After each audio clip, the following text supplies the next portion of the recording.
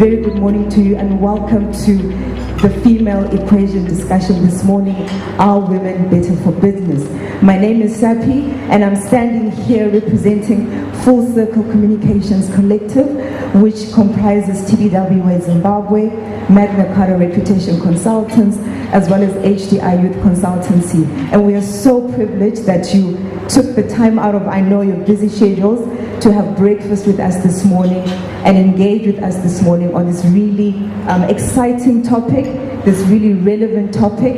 And what I read from you this morning is just an extract from The Female Equation, which is a piece of research that was done last year in August 2018 by Yellowwood Consultancy, which is part of the TBWA collective group of companies. So we're really excited that Refilo is with us this morning to shed more light on their research and really what does it mean when we're saying that women are they better for business?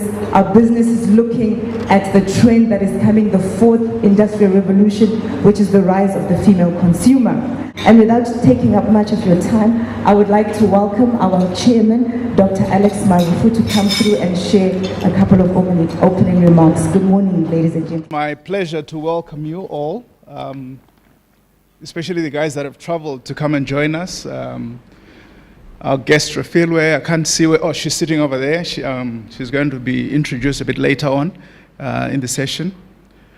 But I also want to welcome everyone who's come from Harare or from elsewhere to join us. We have had one of these sessions before. This is the second one, where we try and pick particular topics of interest from a point of view of thought leadership, just to try and direct the market in a sense in terms of things that we think are quite topical. Last year we had a session where we spoke about reputation management. And the session today is specifically about the female equation. Are women better for business? The things that Sapi was talking about in the introduction. When we talk about better for business, what are we talking about? Are women better as consumers? Are women better in impacting the direction that business is taking?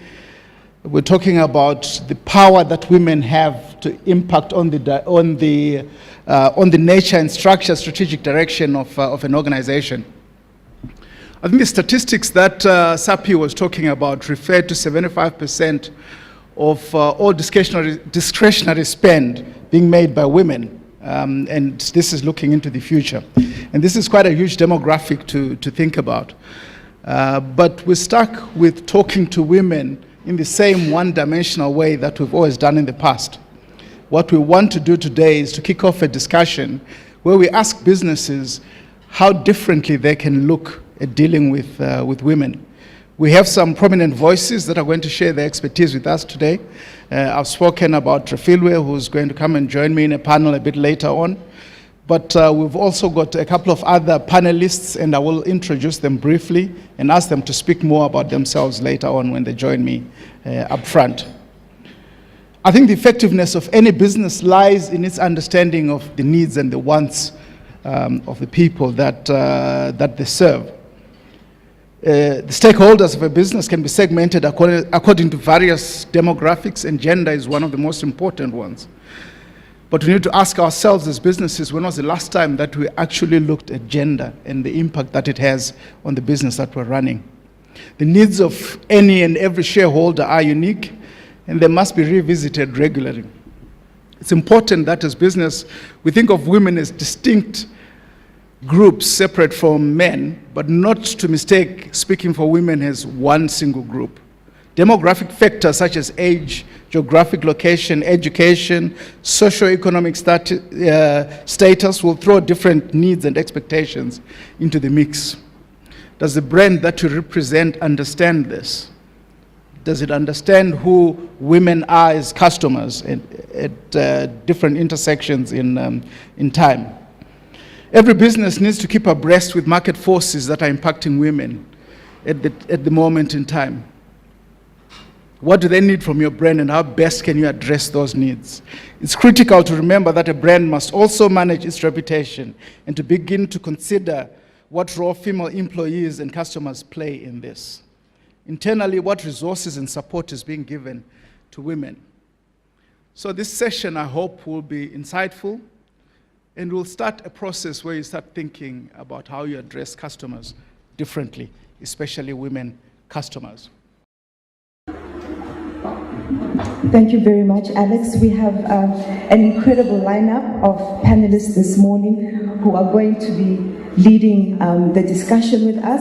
And just to introduce them briefly to you, as Alex said, they will come up a little later on and actually tell you more about themselves. But we have this morning Davidzo Chitengu. Thank you very much for joining us this morning. She's financial controller and financial director at Unki Mines.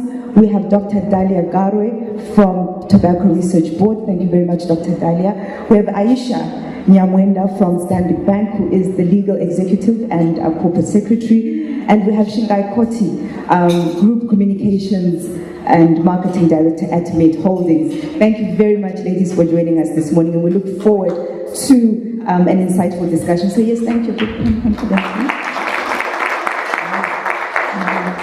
Before we move on to the panel discussion, I would just like to call on stage Ora Kawanzura, who is the Digital Communications Manager from AB Communications, who were our media partner for this event, to just come and share some light in terms of the digital age and women. Ora, thank you very much. Good morning. My name is Ora, and I'm AB Communications Group Content Specialist and Team Leader for AB Digital. At my sagely old age of 29, I am the youngest manager at group level in my company. In my life outside of the office, I'm an artist. I'm also an award-winning venture capitalist and own a small investment firm with a portfolio of 5 startups, which we currently feed into. I also sit on the board of Digital Communications Network Africa, a world learning initiative set to build communication networks on the African continent. And our network president happens to be a woman. I run a single parent home, and I am blessed to be called mother by a curious little girl called Tandi. I suppose I fit into some kind of target market. The organization I work for, AB Communications, is an incubator for young talent. And this may have everything to do with the fact that it is led by a woman. In fact, a lot of our leadership positions are occupied by women. Business Times with the only female editor of a national publication, Mighty Movies with one of the strongest multi-award-winning managers, Truck Ads Media, our group business development and marketing manager, all of these departments are run by women. And I think this is where the conversation begins. Are women better for business? Yes, I think so. As business, women are becoming our biggest clients and customers. But because of the digital age, we have to change the profile of our customers and our clients. We are evolving. As you can see, at my age, we're doing things that perhaps weren't done in previous generations at my age. We are supported by our leaders. We are supported by women. I feel women play an important role in making sure that we actually grow and that we are serviced well. As women in business, I feel that we need to give more opportunities to younger people. It's easy to judge a millennial. We have a really bad rep as being lazy and always on our phones. Yes, I wrote my speech on my phone. But we offer a lot of innovation and a lot of new ideas. One of the new ideas that I have been blessed to be given an opportunity to explore is AfriDigital, a platform that we are creating in order to lead the discussion on the impact of Industry 4.0, which is the fourth industrial revolution. I think through conversations like the ones we're going to have today, as well as conversations through the Business Times and through AfriDigital, we stand an opportunity to reshape the way women are perceived, serviced, and celebrated. I am a feminist, although I am not anti-man, I am pro-women. And I feel that men play an incredibly important role. I would not be here if it wasn't for the support from my father and from my husband. And so men are important, but please don't forget us in your conversations. And I'm so glad this conversation is happening in April, and it's not just a Women's Month March discussion, but It's happening at a time that's not necessarily dedicated to women, but where we can sit and have a conversation about how better to serve this client. I thank you so much for your time, and I look forward to today's presentation. She's 29 years old. Oh my gosh. I feel totally ancient, but yeah. Wow, fantastic. It's incredible to see the inroads that young women are making. Millennials are definitely now, we can't even say they're taking over the world, but we've seen the young millionaires that have come from YouTube, Instagram, all the businesses that are being run on all these multi-platforms. It's absolutely incredible. So, Aura, fantastic. Well done for all your initiatives. So right now we're about to go into our keynote. And I just want to tell you a little bit about Refilwe, and I'm going to read from my phone, so excuse me. Yes, we are the age of phones. So Refilwe joined Yellowwood team as a strategy director in January 2016. She is an experienced marketer with over 10 years experience in the FMCG sector, working across multiple brands and geographies. Refilwe began her career at Unilever in 2006. Then she joined the Asia, Africa, Middle East, and Turkey team, where she worked on the, I'm sorry, I'm just like moving this thing around because I can't see clearly, I need glasses. You can tell I'm not 29 anymore. So let me just take that again, yeah. Where she worked on the spreads and the dressings portfolio across sub-Saharan Africa. The mix of brands allowed her to build her ability to make global brands locally relevant, as well as build strategies for local brands. In 2010, she moved to SAB Miller, where she worked on Hansa Pilsner, the third largest beer brand in South Africa, for 5 years. Her time there included work on strategy, sponsorship, and communication development. Refilwe has a business science degree with honors in marketing from the University of Cape Town, and she recently completed her MBA at Cass Business School in London. And she was appointed managing director of Yellowwood on the 1st of January 2018. And we're extremely excited to hear what she's got to share for us based on the thought leadership piece that Yellowwood did last year. So Refilwe, you're welcome, and Tinokugamchiram, Zimbabwe. Thank you for that very warm welcome, Sappy. And I'll start by saying I too am not 29, so don't worry, you're not alone in that story.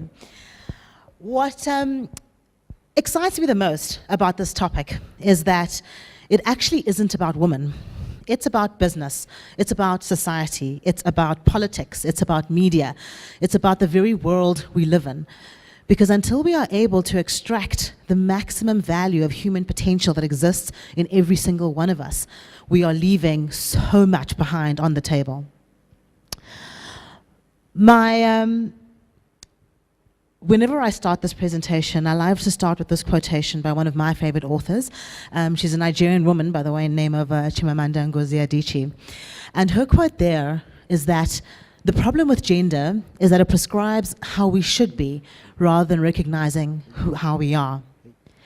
And again, I'll reiterate that yes, a lot of the research we've done here is about women, but this narrow thinking about gender limits all of us.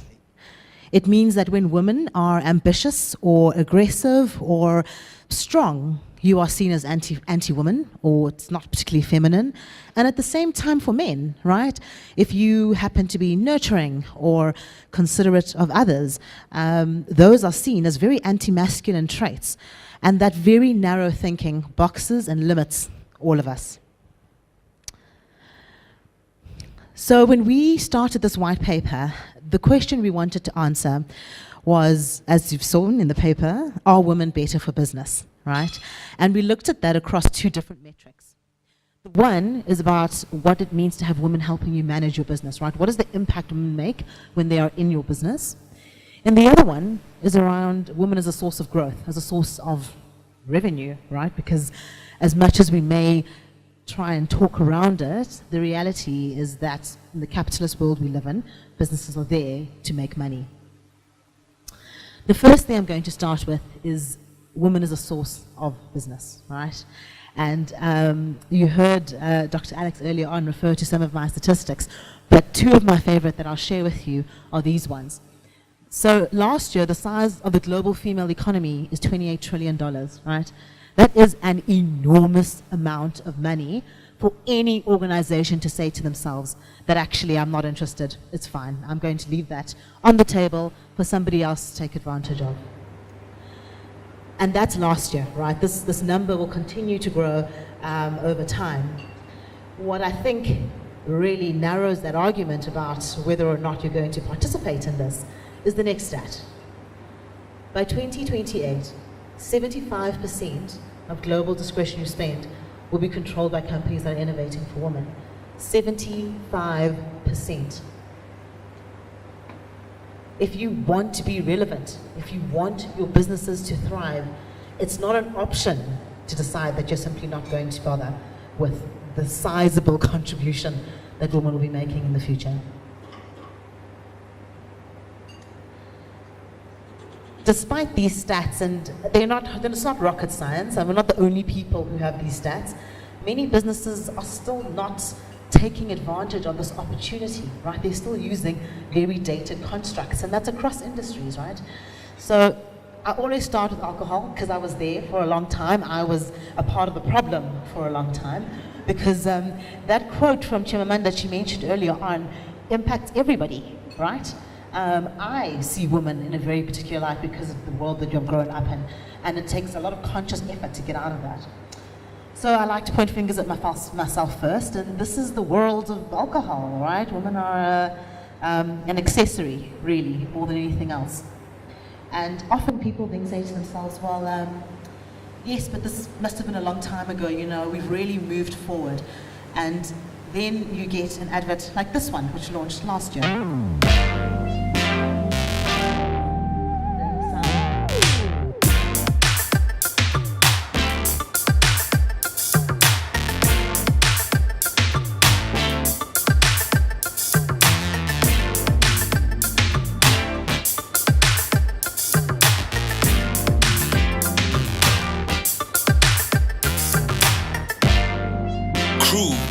Your world, your vodka.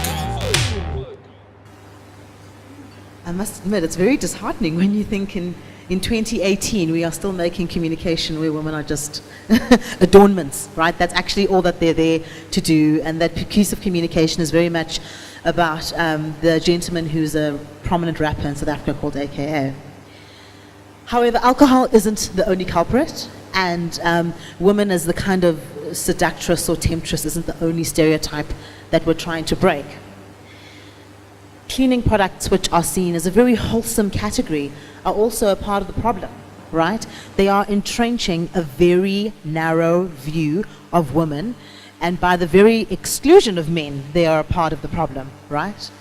They are saying that actually the only thing that women are interested in or should be interested in, as Michelle Obama was saying earlier on, is that of a mother or a wife who's obsessed with whether or not she can keep her family's clothes clean, and that is her world, nothing beyond that. And even in something as innocuous as insurance, right, it's easy to not realize the stereotypes you continue to entrench, but think for a moment of how insurance is advertised. More often than not, it's a man driving the car. If there is dialogue to be spoken, more often than not, it's him.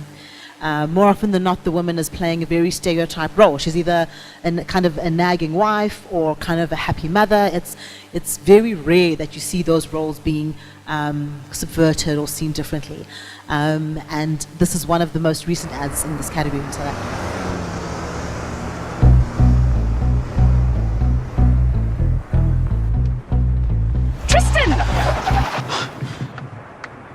Nice, isn't she? Well, looks like a young model. Maybe 2015? Are you guilty of taking your eyes off the road? Hello, if you drive right, we could now pay you up to 75% of your car premiums back in cash every single month. Download the Dial Direct Insurance app now and drive right to get cash back monthly. Do your thing. Get back chain. So all these categories, and I'm sure you can think of many others, are entrenching very narrow views of women and the role we can play and what it is that we're able to do.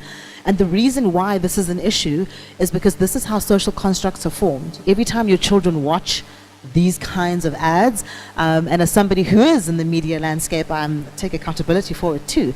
This is the stereotype that we're entrenching. And no, Zim is not immune. There are examples here of the same, I guess, challenges, right? I'm hoping that you've all seen both of these executions. But again, right, it's entrenching the stereotype of, who pays the bills, who is able, in fact, to send money home. It really is, and as much as it may be amusing, which is great, it's limiting and entrenching the exact same stereotypes that we need to be fighting against. And all that I'm saying is that from a communication point of view, when you are evaluating the work that your teams are looking at, how you are targeting women, if you choose to do so, even when you're targeting men, we need to stop looking at women through this very narrow lens of the social construct we have for them now around, you're either the Madonna paradigm or you're the temptress or you're kind of this vacuous bimbo, that there's a lot more, and make sure that you are representing women for all that they are. And this reality that we need to see women as more than just this narrow lens of social construct is supported by evidence, right? Research by the J. Walter Tribe Initiative in New York, conducted globally, says that 85% of women who participated in this survey agree that the advertising world needs to catch up with the real world, because that's not who women are anymore. We are not one thing, we are not one narrative, we are not one story. There's a lot more to us. And learning how to engage and communicate with this market means really appreciating that fact. However, this is not a story about just lambasting all the people who are getting it wrong. There are indeed companies that are getting it right and embracing that women are much more than one thing and being bold enough to be a social challenger. One of my personal favorites is this. If we show emotion, we're called dramatic. If we want to play against men, we're nuts. And if we dream of equal opportunity, delusional. When we stand for something, we're unhinged. It's Super, it's gonna need to calm down. When we're too good, there's something wrong with us. And if we get angry, we're hysterical or rational or just being crazy. But a woman running a marathon was crazy. Officials tried to pull her off the course. A woman boxing was crazy. A woman dunking? Crazy. Coaching an NBA team? Crazy. A woman competing in a hijab, changing her sport, landing a double cork 1080, or winning 23 Grand Slams, having a baby, and then coming back for more? Crazy, crazy, crazy, crazy, and crazy.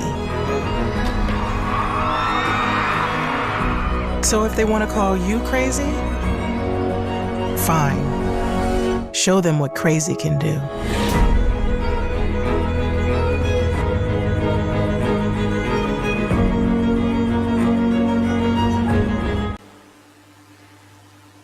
So I'm sure many of you would have seen that in the press, particularly from conservatives, Nike's taken a lot of heat for this kind of social challenger stance that they've decided to take. Starting with the Colin Kaepernick campaign, which was about a year and a half ago, and obviously evolving to the Serena Williams and other campaigns that have come since then. And I think a big part of the reason that Nike don't care if conservatives are upset by it is this. So this is Nike's share performance over the last 5 years. My little lighter thing isn't working. And if you look specifically from when they started this kind of work around 2018 up until now, I think it's very difficult for your shareholders to have an argument with you about your work being anything really if you're able to deliver these kinds of results for them. And I think that's the point that I'm trying to make when we're talking about how do you meaningfully represent people as they are, as all that they can be, and challenge the stereotypes that exist, because it can be incredibly good for your business. And I think people often are afraid of taking that risk, but in the world we live in today, the only risky thing you can do for your business is to not take risks to try and play it safe, that's when you are the least likely to succeed. Now, a lot of people will say that, yeah, but it's Nike, you know, they're a global brand, and, you know, they have all this like money at their disposal, and they're in a category that's really exciting and physical. But that's not the only time you can challenge stereotypes, and it doesn't always have to be this ballsy, in your face kind of, look at us and how amazing, watch us roar. It can be quiet, just like Kellogg's. My family and I have been asked to make a Kellogg's cornflakes ad like we used to when I was growing up, where the cheerful mom brings her family breakfast. Guys, cheerful banter between siblings, perfect eating shots. Okay, so mornings have changed, but after more than 100 years, this box still manages to bring families, even like this one, together. This is my Kellogg's Cornflakes family. So for those of you who don't know, that's a South African actor called Cloma Dandela, and those are his actual 5 children, so that's his family having breakfast. And I think in a gentle way, it's not an aggressive piece of communication. It's just challenging that stereotype that we all have, that should be a mom and her 2 children, and her husband should be running in late because he's going to work and she's going to do the dishes later. Just gently challenging that stereotype that we have. So it doesn't always have to be aggressive. So obviously the question is then, what is the most impactful way to businesses to get here, right? You don't get here by accident. This is a very deliberate thing to do. And it's simpler than you think, right? Start by increasing the number of women at your business. One of the women we interviewed for this is the current CEO of African Bank, a woman called Basani. And she, the way that she articulates it was quite beautiful. That if you really want to be able to make sure you're taking the opinions and views of different people into account, ask yourself, are they sitting around the table? If you want to make sure that you are thinking about youth in your campaigns, do you have a youth voice at your table? If you want to make sure that you are creating work that is compelling for women or for whoever it might be, black people, white people, do you have that voice at your boardroom table? Because if you don't, it's going to be very hard for you to accomplish that. Which leads then to the second part, which is probably a little bit harder. How do you then get women in business, right? And actually, do they yield results? So the first point to start off with is, are there women in business? And the resounding answer from a senior leadership point of view is no. Globally, 5% of CEOs are women. In South Africa, only 7% of executive directors are women, right? That is horrifying. Really, really a horrifying statistic, especially when you think of that the vast majority of students in universities are women, right? So I can tell you in South Africa, 60% of graduates in this year's pool were women. So obviously there is something that happens, between graduating from university and the C-suite. And I know I use South Africa a lot, so it's important to make sure that this is not just for that. Zim is no different, right? My secret spy here in Zim sent me this example of the CEO roundtable that was called, and it gives you the impression that there must be no female CEOs in Zim. Clearly there are none here. And after an outcry from the public, 3 women were included in the panel, right? Because it's kind of saying, well, no, how are you having a round table to discuss, and I love the topic, you want to discuss a responsible and inclusive economy, and the only people you have there are elderly black males. There's nothing inclusive about that discussion, right? So, as I mentioned earlier on, there's this idea that 60% of women are in higher education. It's not as though there aren't enough of us there to be able to take into the next journey. But what happens? There are obviously things that prevent that from happening. And so we obviously looked at some of the research that exists around the barriers to women progressing in the professional sphere. One of the first things that came out is discrimination, right? So 45% of women believe that an employer's diversity status, regardless of what that might be, limits their career progression. And it's not a surprise, right? There is so much research in psychology that everybody wants to work with people who look like them and sound like them and think like them. It's familiarity. It's really that kind of unconscious bias at times that is very human. it takes an active effort to push against that and to employ the different and to choose differently. And it's like Andi Ratzela, who's the Deputy Auditor General of South Africa. Again, she's one of the women we interviewed for this paper. She spoke quite compellingly about how many women that she has come across in her career who actually just opt out, whether it's partnerships or corporates or senior management, and they choose these kind of non-executive roles because you get tired. Eventually you're just like, actually, I don't have to be miserable every day and be fighting against stereotypes every day, and sometimes it's just too hard, and you're like, you know what, no, actually I'm going to go be a non-exec and stop this battle. And I think that's really important that we're addressing that, right? That we are creating an environment where diversity is actually valued and given an equal opportunity. The second is harassment. So 48% of women say they have been sexually harassed at work, and these are global stats. And as we know, these are always underrepresented. There are always people who don't talk about what's really happening.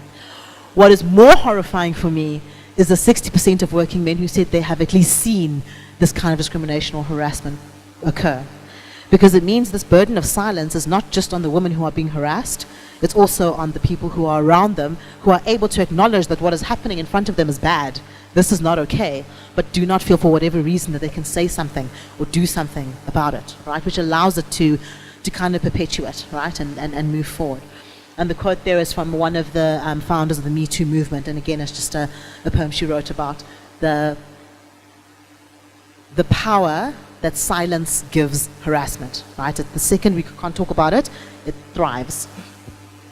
And the last one is family obligations, which is the stat that 59% of women don't return to their previous career, or at least not with the same kind of vigor, once they've had children.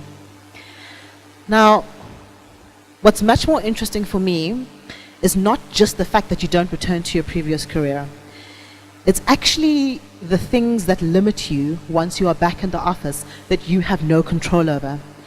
And it's funny because when we were doing this research and reading the anecdotes, I could immediately see how I have done the same thing. Again, I am subject to the same social constructs. We all grew up together.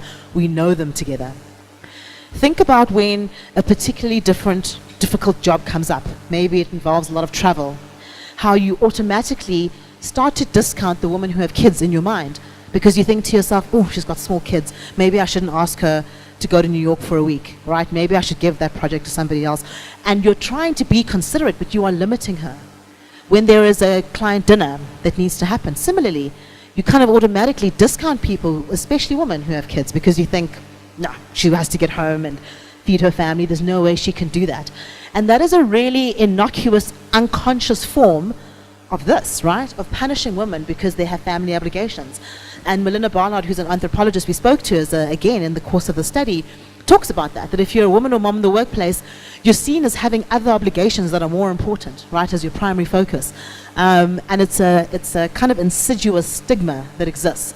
And it's not always ugly. Sometimes it's with the best of intentions, but it has the same effect of limiting the career path that women have. So as I said at the beginning of this talk, the question I want to answer, is it better for business, right?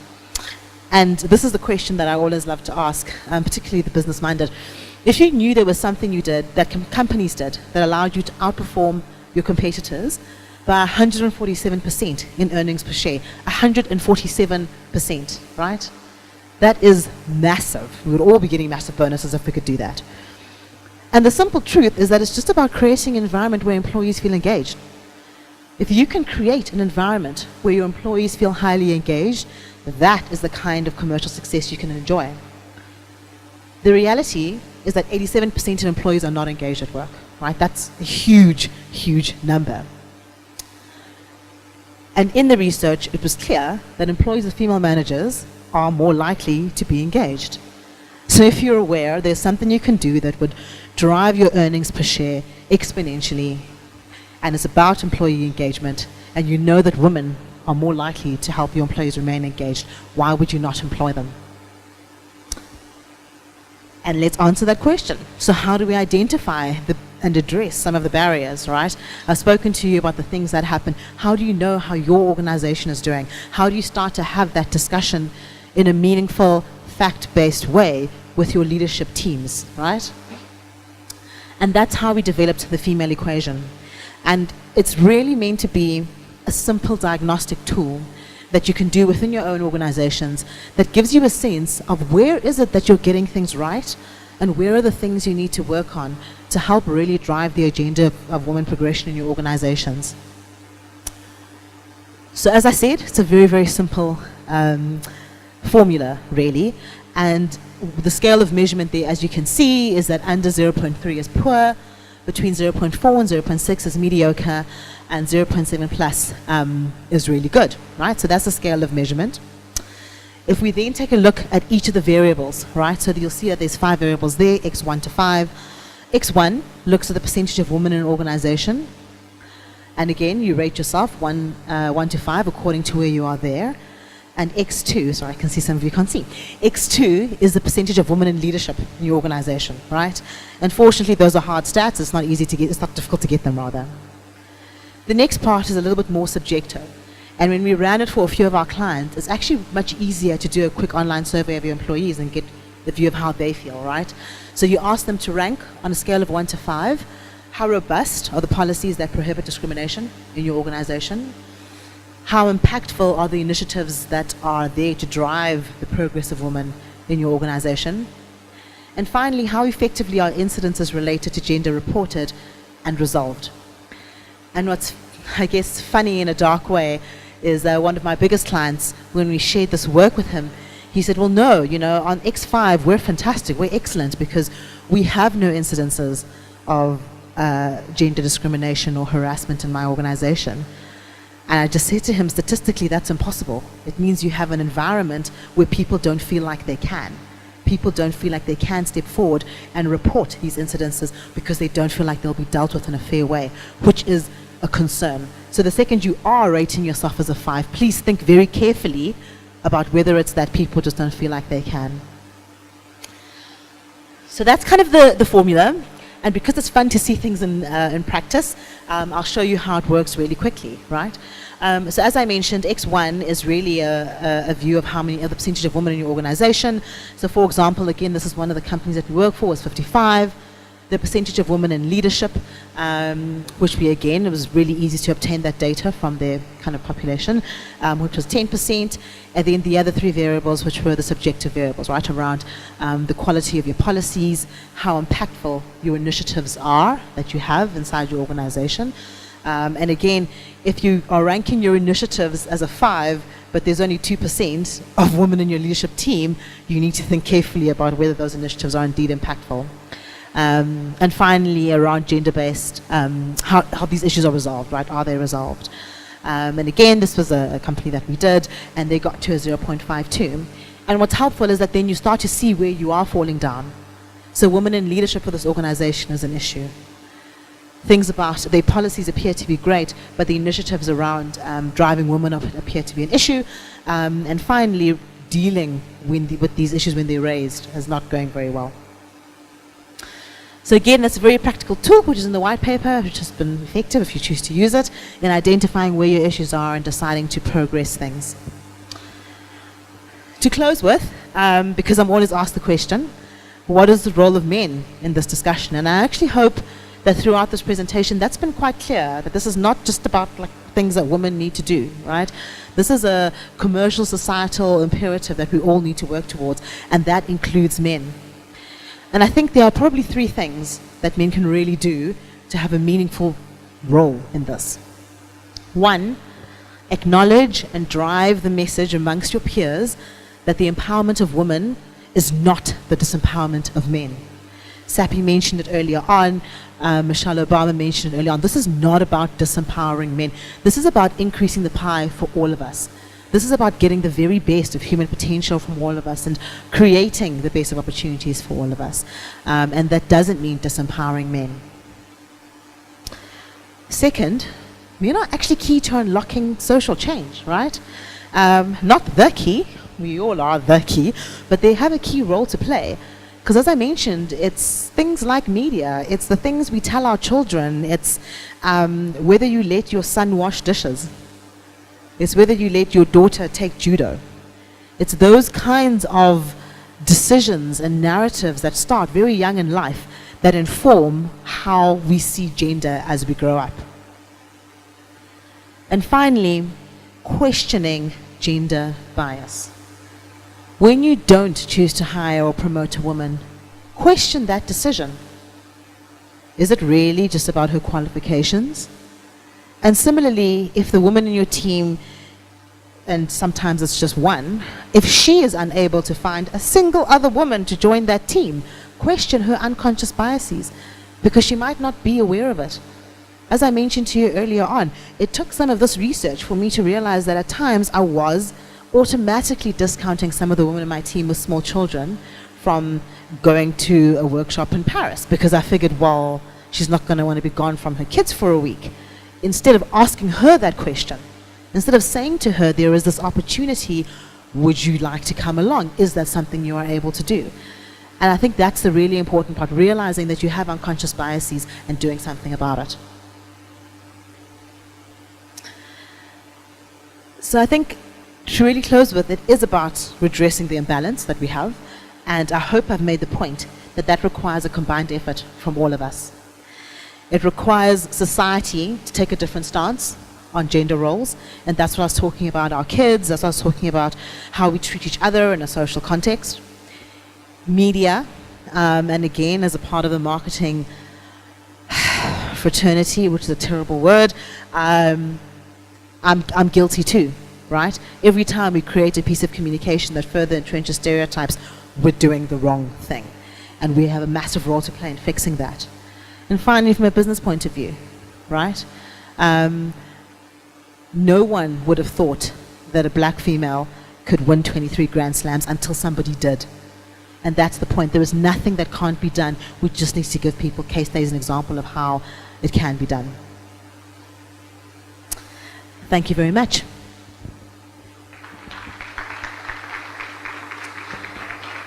Oh, sorry, one thing I always forget to mention, which is really important. Yes, that's my strategy team, very not diverse because we have no men.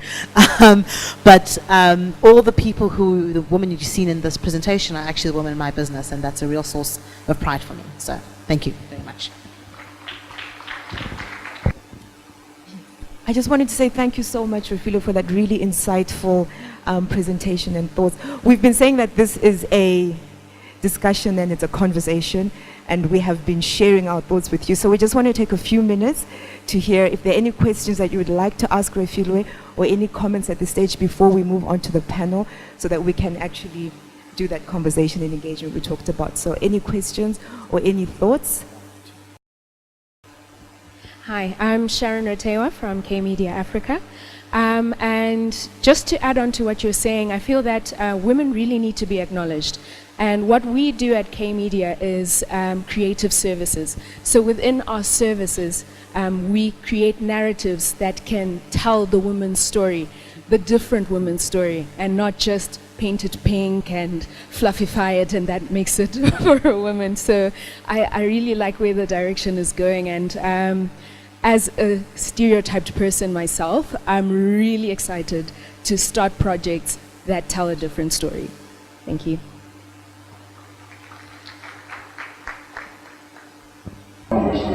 So, the thing that we want to eradicate is discrimination and maybe are against women, right? And then this also comes just eradicating the positive stereotypes we have towards women, right? And then my question is, as women, are you willing to accept that? So Anita, are you asking that, is your argument that getting rid of the negative stereotypes around women involves getting rid of the positive stereotypes around women? Yes, exactly. Is that the question? Yeah. This is fun. You all hear me?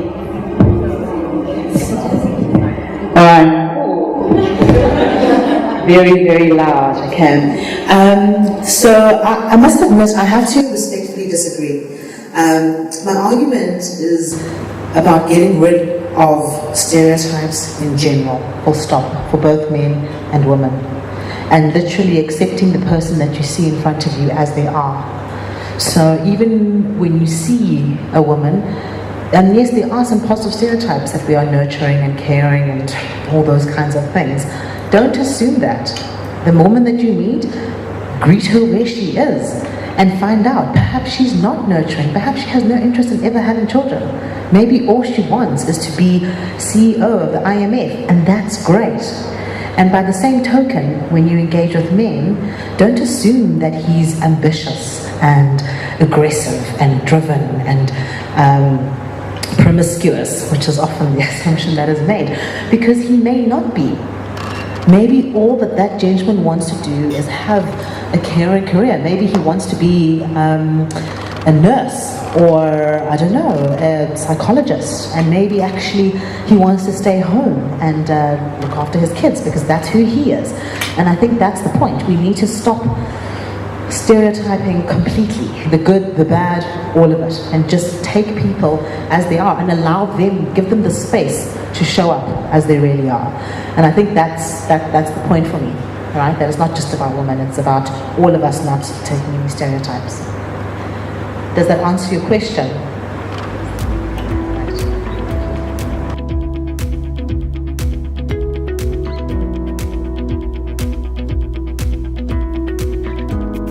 Welcome, ladies. There's a couple of things that stuck in my mind with regards to the presentations that we had.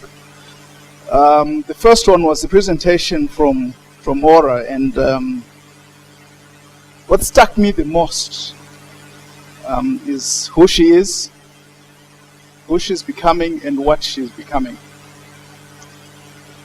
But it stuck in my head for a very simple reason, is the example that she gives to people like my daughter who's 17 about what she can do and what she can become.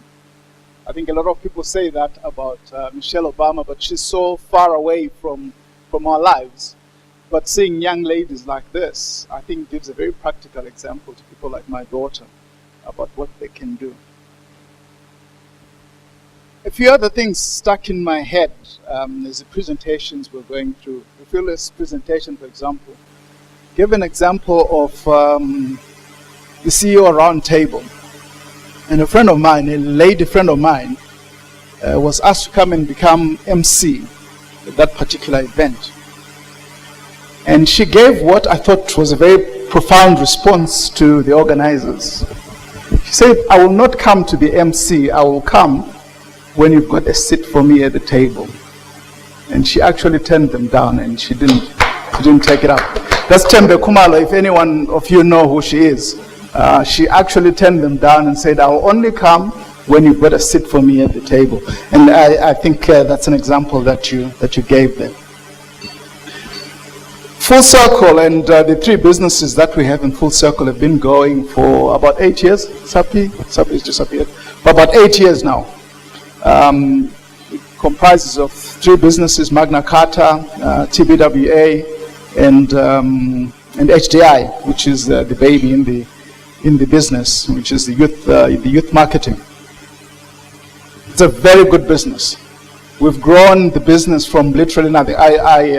I feel very dishonest when I say we have grown the business. I've been there, but Sapi has grown the business from literally nothing. We started literally from nothing. We had one client.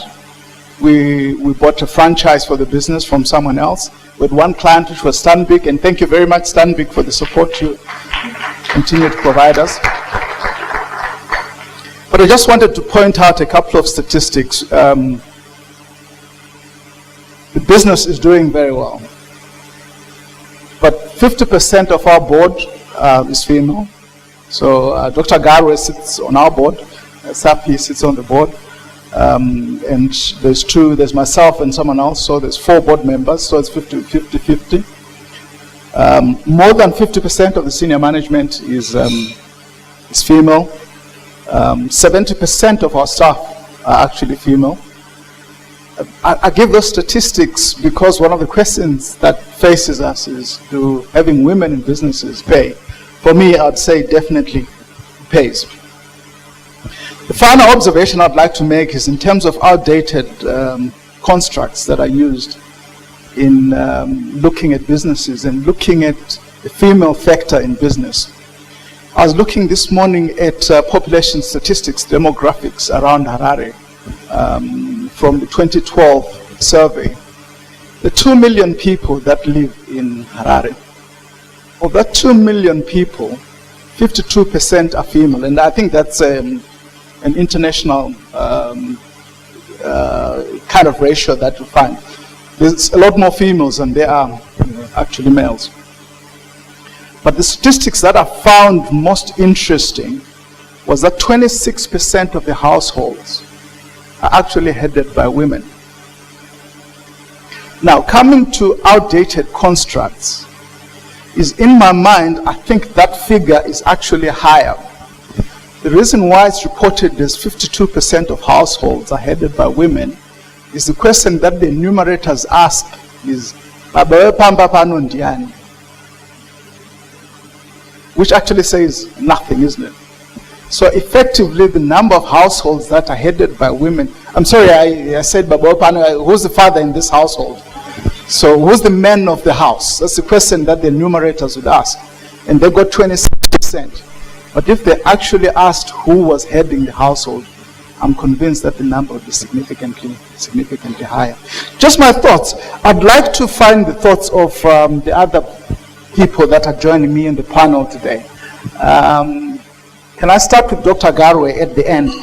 Doc, if you can please just introduce yourself and just reflect on the presentations that were given very briefly. Hi everyone. So my name is Delia Garwe. I'm the General Manager of the Tobacco Research Board. So I'm a scientist, which is perhaps different from the rest of you. I qualified in molecular biology many years ago. And when I joined my organization, it was very much a male-dominated organization. Let me just explain a little bit about my background. So I've got a PhD in biochemistry, and I've got a master's in biotechnology and a PhD in molecular biology. When I joined the organization, I only had my first degree, and then I was allowed to carry on and do the other 2 degrees, which was at the time unknown, because you're supposed to join an organization and literally whatever role you joined in, you probably stayed in that role for as long as you stayed in that organization. I have 2 children. When I joined the organization, I had in fact, I just got married when I joined the organization. So when I decided to do my PhD, I just had my second child. And again, it was a question of, this is a woman, you want to go away and do a PhD and leave your children. And as you can imagine, the relatives on the male side were not particularly pleased by my decision. But I felt at the time that it was really important that I furthered my education so that when I went to meetings such as these, I didn't stand up as Mrs. So-and-so. This is in the scientific world. I had to be Dr. So-and-so for somebody to actually listen to my opinions. So that is already an indication of how women were viewed at the time that I was starting my career. If you were Mrs. So-and-so and you stood up in a scientific meeting and you had an opinion, nobody was interested. But the moment you said, I'm Dr. So-and-so or I'm Professor So-and-so, then people stood up and they looked up and they listened to what you had to say. So that was the first thing. And it has certainly helped in terms of furthering my career. Now, when I listened to the 2 ladies speaking, I was very impressed, especially this organization that's run by women. I personally feel that the opinions that were expressed are in fact correct. When you think about it, if you look at an institution that's run by women, and I'm not being disrespectful to the men that are here, you will find that generally things are a lot more organized. There's a lot less drama when you have women running an organization. There's a lot less of the sort of things that we read about in the papers when an organization is run by women. And as I say this with complete respect for the men that are here. But the way we do things, the way we look at business is completely different. And it is that calmness that comes with being a woman, that nurturing spirit that comes from being a woman, that I think helps in running an organization smoothly. one of the things that my board chair is always saying is, Dr. Garwe, please remember, you're not the mother of all these people. You're supposed to be running a business. But I personally feel that that female touch is important, and I think the employees actually appreciate the fact that this is a woman who behaves like a woman. And I promise you, I've never tried to be a man in any of the roles that I've played. I've always been the woman that I am. I think as opening remarks. Thank you, Chairman. Thanks, Doc. Before Aisha speaks, has anyone been to Taga, where Tobacco Research Board? Those that haven't been, I would say just find an excuse to visit Dr. Garwe and see what a professionally run organization looks like. A government-owned, profitable. If you go to their offices, it's the same as if you go to Delta offices or if you go to any of the professional organizations. Take time, go and visit and see what a women-run organization looks like. Thank you.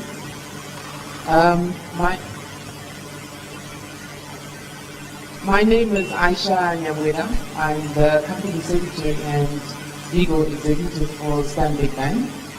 I've been at the bank for quite a while, 15 years. In the previous life, prior to Stanbic, I was a public prosecutor.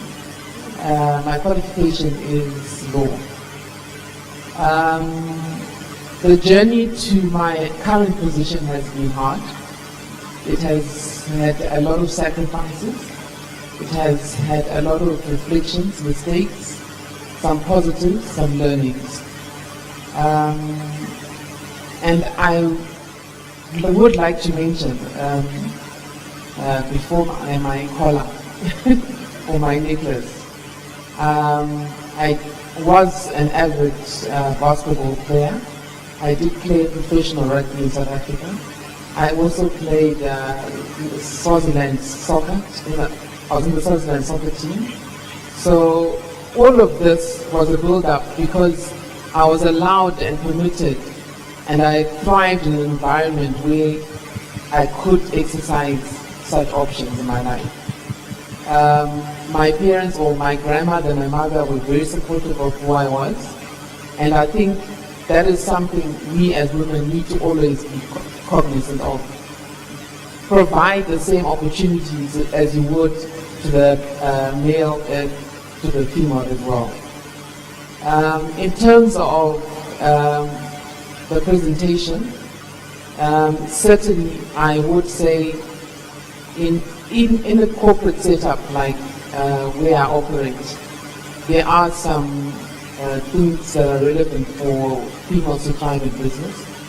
One of those is just being confident with yourself. Learn to speak up, even when people think you're being too aggressive or too emotional. Make no apologies for that. I make no apologies for that myself. Do not be shy or to say, I am Dr. Garwe. This is what I have achieved. Be proud. We women tend to sometimes want to hide your qualifications or who you are because there are other males in the room. So I would like us to stand out more. And I think just be yourself. The white hair in my head is deliberate. It is a statement to say I will be myself, because it's not about my hair, it's not about my sex, it's about who I am and what I am able to do. And it has actually become a trademark. And funny enough, when I started wearing my hair the way I wanted in Stanbic, I suddenly saw the company, the females in the company's hair all changing. Even the dress codes were suddenly changing. So it is quite important. The last thing I would like to say is, when I was studying to be a lawyer, I interned at the usual NGOs, Masasa Project, Women in Law, what. The learning from there, we need to support each other. We should stop this thing of competing against each other. When we are united, when we have little groups, these clubs. Why should the men be the ones with golf club teams and drinking, whatever? We should also do the same thing. Whatever it is, I think once we stick together and build a network, it can help us also grow.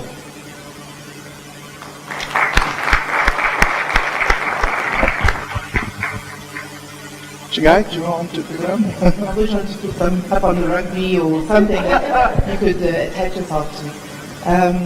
Thank you very much. I'm very, very honored to be part of this very esteemed panel.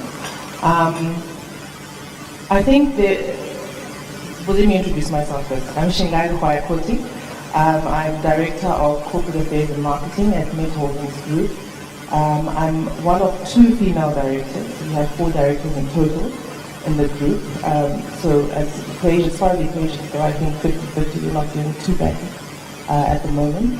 Before I was at Met Holdings, I was the Head of Corporate and Regulatory Affairs for British American Tobacco for several years, covering Zimbabwe, Zambia, Malawi. And as cigarettes industries go, it's a very male-dominated industry, so a very clear and real history of what it's like to be in a male-dominated society. I was also in the banking sector prior to that with SAPI, which is where I know SAPI from, when we were together at Premier, now known as EcoBank. And I just have to take this point to say, as far as female bosses go, she was always one of those people. I can't see Sappy. I'm going to. Yeah, you need to. She was really one of those mentors, which made me, every time I had an opposite experience, I would think about how she mentored me and how she coached me. So I think we definitely need more female bosses who were like or are like Sappy as well. In terms of the presentation, I really liked how we started. Aura, you're going to get mentioned a lot in this forum, I think, because you represent something that we're so proud to speak about at the moment. At the start of your presentation, you said, I'm the youngest female director, was it, at AB, manager at AB Communications. And I just thought to myself, I remember a time when I was 19, 20, and I was traveling around the world representing Zimbabwe as the only female representative of Africa at the time. And I only realized that at this point that I was the only female. It was something that was not conscious, that I was not conscious of, that I wasn't aware of. It wasn't about being proud or not being proud, but it was just not a conversation that was being had at the time. So it's a very, very important and wonderful time that we are living at the moment, that we are having this conversation. We are owning our spaces as women. And I think I liked what Aisha said about being yourself and owning who you are and what you are. Because there is a lot of time when that video that I think it's Nike, where Serena Williams really was talking, it's very, very apt, because a lot of times when you are a strong, focused, I'll use the word aggressive, because we are aggressive sometimes, you have to be. You're stereotyped. And there's a very, very, very interesting study that was done by one of the Ivy League universities in the US, Columbia University. They did a study which they called the Roizen study. And it was also about a venture capitalist called Heidi Roizen. And she had risen to the top of Silicon Valley in the US, also one of the youngest venture capitalists, had done extremely well. And the professor at Columbia took her CV and her profile. So this profile had everything from, how she went to school, what her social status was, how many children, whether she was married, etc. So her full biography. And he gave it to a class of, I think it was 50, 60 students. But to half the students, he gave the real biography, Heidi Roizen, and to the other half, all he did was change the name from Heidi to Howard. And then he asked the students read this profile, and he asked them, what do you think of this person? How do you rate this person? And what was very interesting from the study is that while 90% of the people who read the survey agreed that this person was exceptionally interesting and well accomplished, those who read the Heidi profile said they didn't like the person. They didn't feel that it was somebody that they would be friends with. They didn't feel that they would hang out with her or click with her. And 100% of those who read the Howard profile said, I want to be best friends with this guy. I want to join the gym with him. I want to be friends. And the conclusion of that survey was that, unfortunately, for men, success and likability are directly correlated, whereas for women, success and likability are inversely proportional. You can't, in a lot of instances, be both. So this is one of the challenges we have in the C-suite, that you have to strike that balance, and sometimes you decide you don't want to strike that balance, and then you have to live with people calling you all sorts of names, but it is what it is. So those are my initial comments. I want to just thank Edwidwe for, it was a very rich presentation, and I think one breakfast morning to discuss and really deep dive into everything is not really enough. So I'm hoping that this is the start of many sessions where we can dialogue and have discussions around this topic. Thank you. Thank you very much. Interesting ideas coming up about being aggressive in the workplace, about women and drama. I'm not sure if we'll have time to dig into all those, but very interesting perspectives coming up. You want to introduce yourself and just say a few words?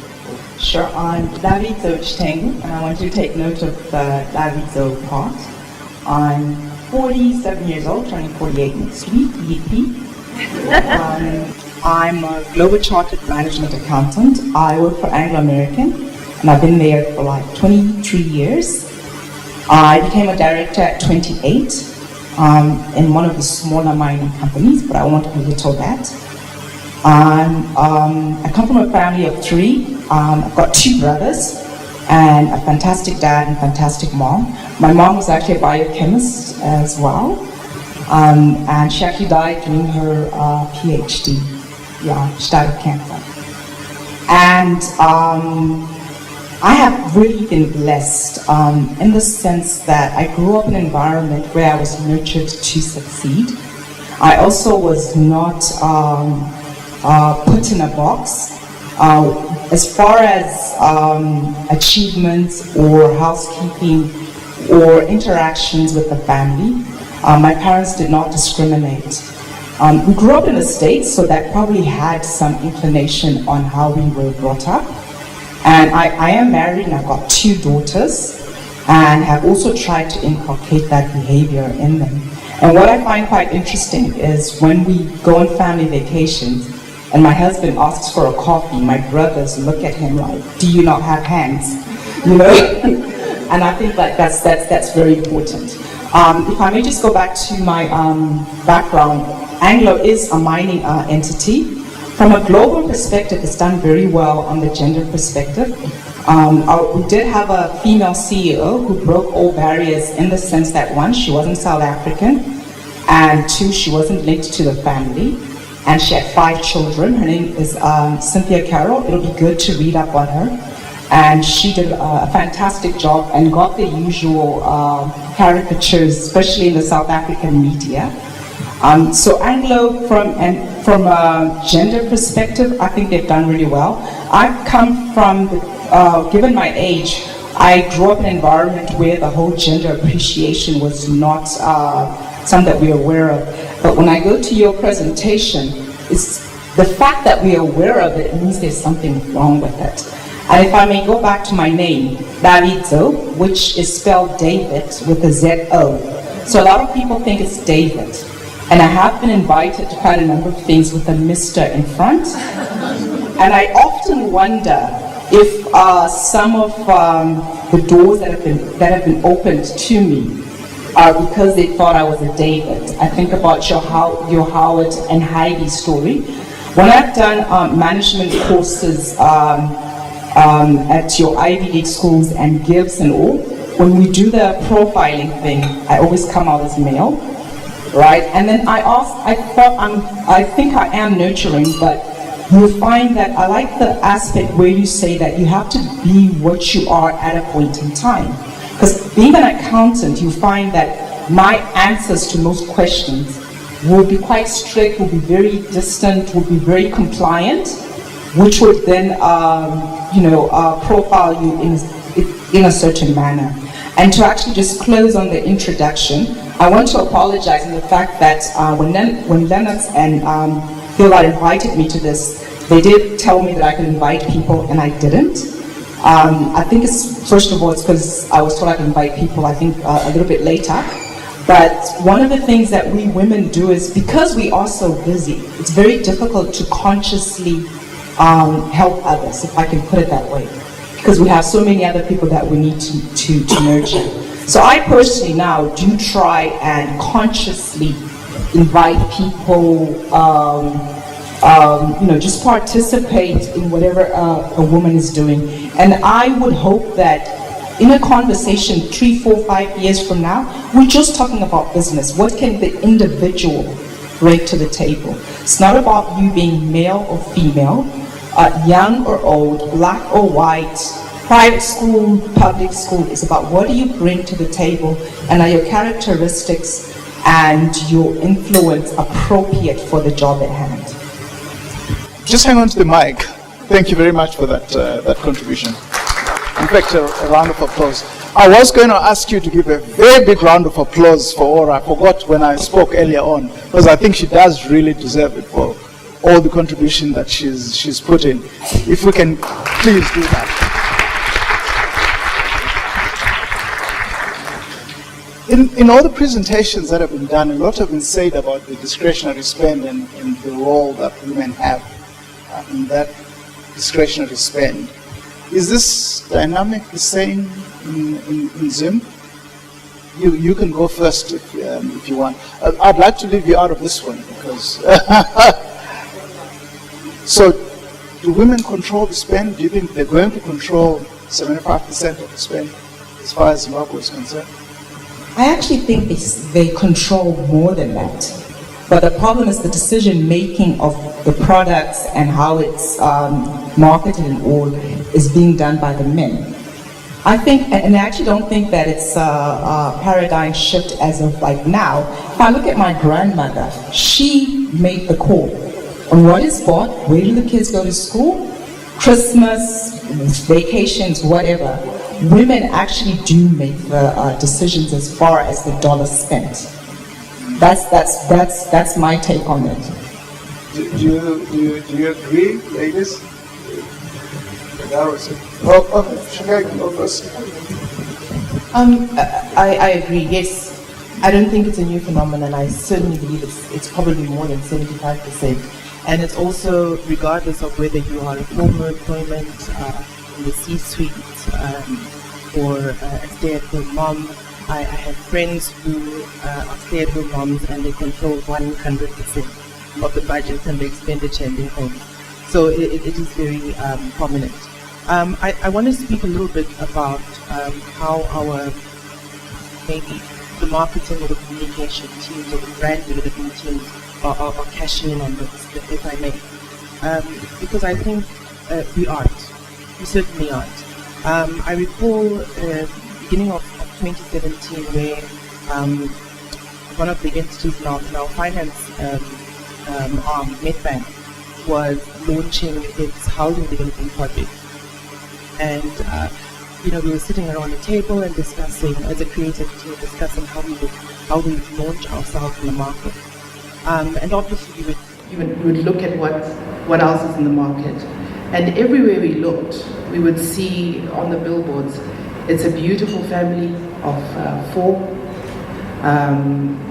light-skinned for some reason. Definitely a stereotype of what the ideal family is for Zimbabwe, apparently. And a lot of the communications around home ownership and housing had that kind of image. And I remember looking at the statistics for for the national housing deficit, which is fast approaching 1.25 million. And I asked the team, because we had been giving mortgages for a very long time and housing loans and in the development space for a very long time, but we just hadn't communicated about it. So I asked the BD team, I said, can we just have a look at the statistics? Let's look and see of those who have been coming to us looking for the service. Let's see what they look like, what is their stereotype. And shockingly, they didn't fit what we were seeing on the pictures. A lot of the people who are applying for mortgages are single mothers, or are people who are women who are not yet married. A lot of them were female. I don't think it was quite 50%, but it was significant enough that we thought we need to speak to them as well. So when we then launched that campaign, we said, we're not even going to go with a family, because I don't want to leave anybody out. I want whoever's going to look at this app and say, I want to live there, should just have the money to do so. So I remember that the advert has, it's a piece of land being taken out of the earth and saying, do you want a piece of the good life? And it then speaks to anybody. You can be whatever your physical or marital status or life status is, it speaks to you. So that's just one example. I've seen it in a lot of cases. I think certainly a lot of issues to do with money are miscommunicated in the market. What I don't know, and that's also open for discussion, is whether it matters to women. I think because of a lot of what we talked about is a lot of women aren't conscious of the power that we have. For a lot of women, it doesn't make a difference if that advert doesn't speak to them. And in the economy that we live in at the moment, a lot of people are driven purely by price. So they'll look, and because these are smart women, doesn't matter what's on the poster, I'm just going to look at what is the interest rate, what are the terms, how much deposit do I need, and they're making that decision. But the soft communications around spend, which then influence long-term, do definitely need to be looked at in Zimbabwe, and we're not punching where we should be at all. That's my opinion. I would certainly agree with David and Shingai. But I see more of the women dominating in the home aspect, groceries and furniture and all these clothes and that sort of stuff. Where I would like and love to see more empowerment and more rigor and more input is in business. If I am within Stanbic, what amount of money is Stanbic spending on various products for women? What amount of money is Stanbic spending to ensure that there's a deliberate strategy or to ensure that women grow? I think in the business aspect we will find ourselves lacking, because the decision to spend in the business is then made predominantly by men. We don't have that much power, and because the men make the decision, sometimes they forget about some things that women need or want because they want to drive a certain angle. That would be my take on spend. I think, Doc, before you come in, two very distinct narratives seem to be coming out here.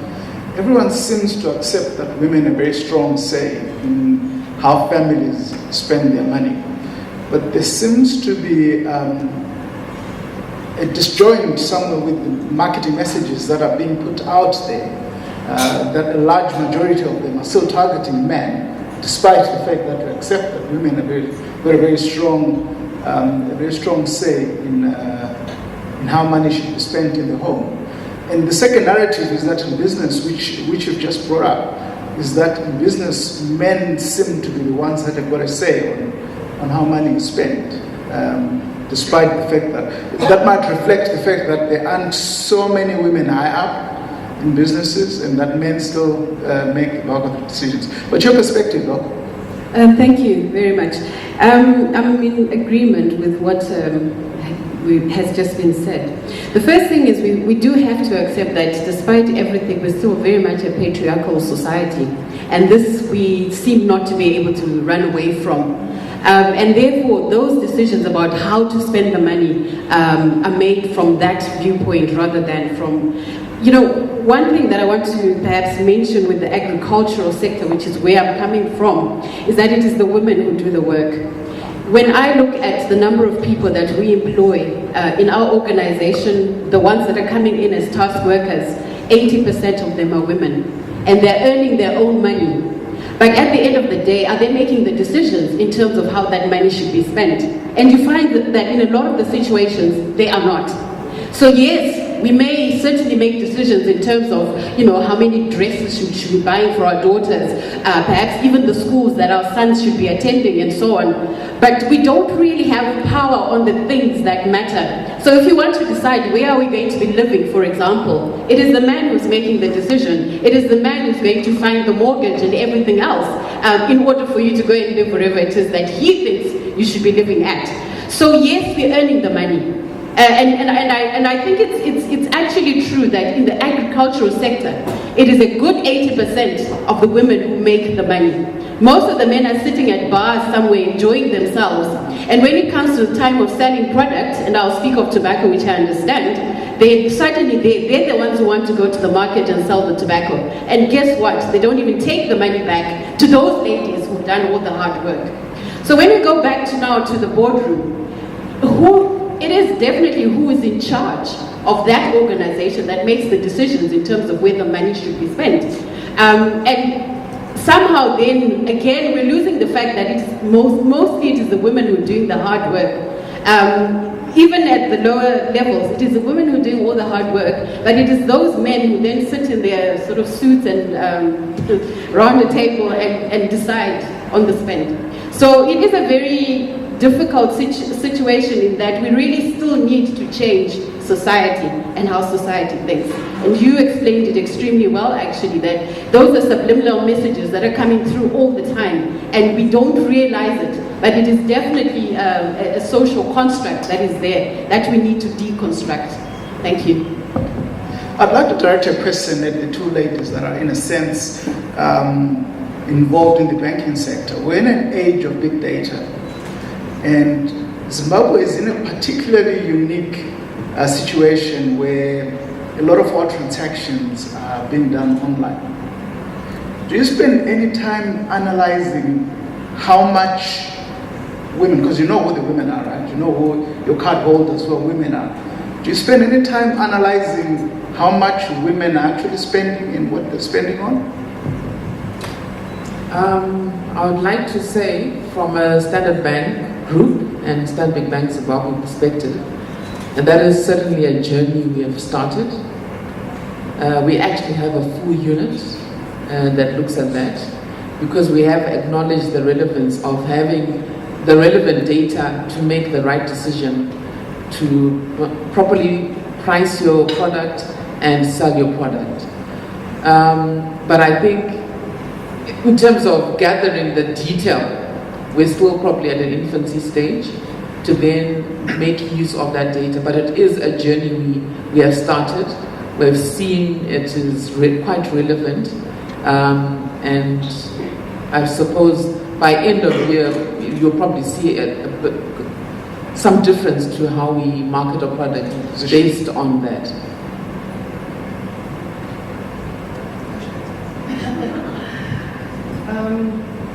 I'm going to give a short answer and say yes to your question, and then qualify it. I don't think, a lot of the people who are representing companies here represent very established companies, sound companies with sound boards. I don't believe that there's any leadership team that sits and makes decisions based on do they affect men or women. I think that, and this is to a point that Aisha made earlier, when we're in boardrooms, we're looking at the numbers, certainly from a finance perspective. We look at what makes business sense, what is the business case. And I think where you find women products lagging behind is because they haven't been able to be demonstrated. Not that they don't exist, but the teams that are responsible for demonstrating that there's a benefit to having this product for women haven't done the work. I think that's concept hasn't been correct, because if you look at the subject of your of this seminar, it's do women make better businesses, and this word better just keeps nagging at me. You know, I remember at nursery school, I don't remember where I learned this. There's that rhyme, good, better, best, never let you best. Okay, so there's good, there's better, and there's best. And when you're in the boardroom, you're actually weighing those options. And often you have other options of where you're going to put your money, how you're going to spend your money. So if I'm in a situation where I'm saying, okay, we have to, for example, we launched Women's Desk at Midbank, I think 3 years ago. Yes, it is an RBZ requirement to speak to the underbanked or the underprivileged members of society, but you have to be able, as someone sitting in the C-suite, to demonstrate, to show the numbers, and say, if you attack this target market, if you speak to this target market, this is what it will translate to in terms of revenue, and it's better than option B. And I think in a lot of cases, it's just that simple. And often I find myself in that role where I'm saying, okay, I don't even want to discuss this as a woman. I've had sometimes sitting in a board meeting or in a room and a conversation is happening, a very general conversation about the economy, and you're asked, even though you're contributing, because I'm definitely someone who's contributing, when it comes to certain things, you'll be asked, Shingai, as a woman, what would you say to ABC? And I always think to myself, if I was a Muslim, no one would ever ask me, as a Muslim, what do you think? Or as a gay person, or as a polygamist, what do you think? Because I could direct that question to several men in a lot of these boardrooms, but it's never put to that point. So when you're in a situation where you have the opportunity to present product cases, or if you're in a business development team, I think one of the biggest tasks we will have, man or woman, is to be able to demonstrate the numbers and show that it makes good business sense. And it won't be difficult to do, because the statistics already show us that it makes good business sense to target women. I'd like to I'd like to build on that point a little bit, because I do think what's interesting is that large organizations, for all the many benefits that they bring, they battle a lot when it comes to revolutionary innovation, right? So incremental innovation happens a lot because it's easy to justify, right? If we improve by 5%, we'll get a 4% margin gain, and everything is great. I think when it comes to really breakthrough innovation, often it's smaller startups that are willing to take those kinds of risks. And so a part of me really thinks that, yes, the business case has to be proven, but in terms of going out there and finding new and interesting opportunities, it's not something that large organizations do a lot of. And is it because the opportunity is not there? Not at all. One of the fastest growing insurance companies in South Africa is called First for Women. As the name implies, all they do is target women. Their entire business model is built around the fact that women are less riskier and therefore more profitable to service from an insurance point of view. Their offering is constructed around women, and they are a very successful organization. I find it impossible to believe that the idea that women are an attractive audience never came up in, I don't know, Liberty or any of the really big companies that we have. But I get the sense that they would have had a discussion about the risks perhaps, and what if we alienate men, and what if this happens, and what if that happens, and the idea is killed before it's even given a chance. And so I think for me, what I would love to be able to see from bigger companies is a willingness to take risks and try things. Because sometimes you have to have that, there's always a gap between everything you can prove and things that ultimately become successful. And sometimes it is about taking that risk, because you never know what could be the benefit. I actually wanted to comment on exactly what you had said. I actually think from a business model perspective, women have actually been subsidizing women, because from an men, or the whole society, so to speak. Because from an insurance perspective, it is proven that women claim less, as well as they understand their risk better. Yeah. And on the banking side, I'm also involved in banking to somewhat. You'll find that your non-performing loans, women actually have better statistics when it comes to non-performing loans, and Kenya has actually used that statistics to grow. I can't remember the exact entity, but it was it's actually now a formal bank, whereby women used to, like, you know how you do a savings group, and they're now a proper bank, and I think they're like the second largest bank in Kenya. And that is because women, it's not even about them wanting to repay, it's the whole thing about what will people say about me if I don't pay, over and above that. And yeah, so it is an asset class that needs to be sweated, but I think your bigger corporates would see that it's subsidizing the other side. So yeah. I'm very certain that I'm going to be fired after. No, I'm the chairman, I can't be fired. But I've only asked 3 out of like 20 questions that I have to ask, but I found the answers very interesting. I want to end because I'd like to open, we've only got like 5 minutes left, and I want to open to the rest of the audience just for their thoughts. But before I do that, just some final words. What are companies leaving on the table that they could do to improve the way they address women? Just some final thoughts. I don't know who wants to go first. You want to go first? I think just to realize that when women are at work, we have a lot more to deal with than men. So if my husband is sick, it affects me. If I'm sick, it doesn't affect him. If my kids are sick, it affects me. So it's just that flexibility that does not, as you had put in your presentation, that does not disturb my ability to ascend. So it's making it user-friendly to my nurturing requirements or habits.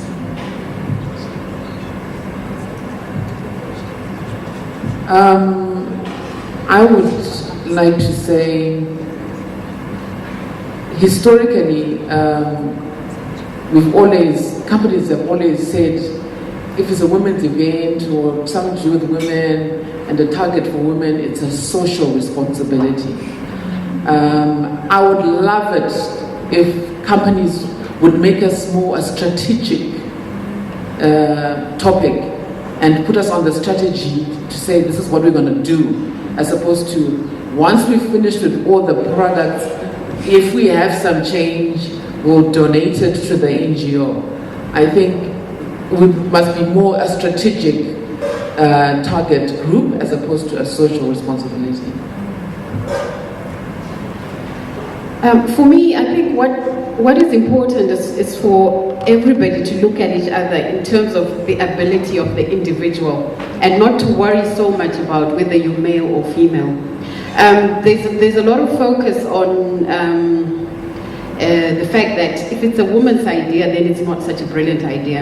And that worries me a lot because I see it a lot on some of the boards that I sit on. People, if you say something, oh, okay. But if a man says it, oh, brilliant idea. And you see it all the time. So I think we need to recognize the fact that women are actually as good as the men in any particular situation. And what we need to be looking at is, yes, women do make the larger part of the population. Therefore, as an institution, we should recognize the kind of contribution that women can make to business, whether you're there in terms of management or whether you're there as the customer for that particular business. Thank you. And I think we've assumed in this room that all women are on the same side on this equation in terms of we all want each other to win. And I think the fact that Michelle Obama and the clip that you played in the beginning is speaking about that it's a very real issue. I think a lot of the time, very sadly and regrettably, it's not necessarily the men who are pushing us down or keeping us back. It's ourselves. We're our own worst enemies. And I think for me, it's just to say, let's be, in the words of Michelle Obama, let's just be a little bit kinder to each other. It is tough in the C-suite. And if you have a female boss or you are a female boss, just having that sensitivity as an organization or as other females to say, you know, it must be tough for her. I'm going to cut her some slack. I mean, there's situations where studies have shown that if you've got two directors, male and female, when the male director pulls meetings, everybody comes. When the female director pulls meetings, people are late, slack off, they don't come. So it's just about, for ourselves as women as well, just being kinder to each other, being more respectful to each other, helping each other to own the space. I think if we are genuine in our support of each other, I think the men can only follow. And from my side, I think it's to pick up on points that Bashinga and Aisha raised earlier on. I think the biggest thing we can do for businesses in terms of what they're leaving on the table is to make the commercial argument, right? It exists, it makes sense. It's not about do-goodery. It's not because, we want to, have a nice picture of a whole lot of women and sacrifice our business for it. Absolutely not. It is a commercial argument that's doing, or rather driving, the progression of women in your organization, or diversity in a broader sense, has genuine commercial benefit. And I really think that, because it's very difficult to argue with numbers. It's very, very difficult to argue with Nike share performance, right? That for me is the big thing. Find the data, it's there, and use that to be your secret weapon, I guess, in making your commercial argument. Numbers don't lie. They don't. Right, can I open this to the broader audience? Sapi had a roving mic somewhere. If there are specific questions. If you could identify yourself and the organization that you work for. Okay, my name is Chester Zinazebuka. I work for Medbank. More in the digital space, digital transformation. The point that Shingai raised and the response from the Fieldway is quite intriguing around making a business case. But again, where large organizations don't feel some businesses are worth investing in. I think it's more now looking at what's going on in the digital space. A big bank will not be as innovative as a small player who actually sees a niche somewhere. They will probably do it better than a bigger bank would do. They will do it better than a bigger entity. I think MasterCard is an example. I attended a forum in Barcelona recently. They've actually put a lot of investment in smaller businesses to be creative and come up with ideas because they actually see the pain point than a larger organization and justify whether they should do it. So I think even as this forum on the female equation, if we put it even in a similar fashion as the Dragons, is a program that I watch here and there, you present your case, both men and women, you come and present your case to leading business people who actually have venture capital and are willing to help you along the way and make your idea worth it in growing your business. So it's something to think about. Even in Zimbabwe, I think there was an attempt in the past by some people to try and imitate the Dragons concept. I think it fell off the rails, but it's something that needs to be picked up as a country to stimulate young minds, both young boys and young girls, with good ideas on niche places where they actually solve a real problem. Very interesting point that Chester makes. Do you want to go first? Yes, I'd love to speak to that because I think that's exactly it. Big businesses struggle to innovate, and I think companies that have figured that out adopt. And I'm going to throw strategy words at you because I have to throw at least one, right, to prove myself. It's called an ambidextrous business model, and companies like Amazon and Nike adopt them. And all it means is that you have a separate business who don't have revenue targets. They don't report to the typical board. None of that. All they do is report to the CEO, and their job is to innovate. It's about how many patents, how many proof concepts can they actually generate. And my favorite example of that is cloud computing. The gentleman who developed the idea for cloud computing within Amazon specifically, he had mentioned it to his bosses over the period of 2 years, and the answer was always, no, we're a retail business. What are you talking about? We're not going to do cloud computing. No. And this young gentleman had the opportunity to talk to Jeff Bezos one day, and he mentioned it to him, and he was like, I think that's interesting. And he was pulled out of his business division and put on his own with the team to develop this cloud computing thing. And I can tell you now, it's the biggest contributor to Amazon revenue. And it's about saying, don't put them in your organization, because all the barriers and reasons to say no are going to stop that innovation from going anywhere. You need them to be able to have the space to thrive and test and fail so that they can come up with new and interesting alternatives. Yeah. So, big organization, you want to innovate, you want to disrupt a particular sector, you want to come up with products that are focused on women. Don't do it in your main business. Set up a small business. Get a clever young lady or clever young man. A clever young man that's in your business.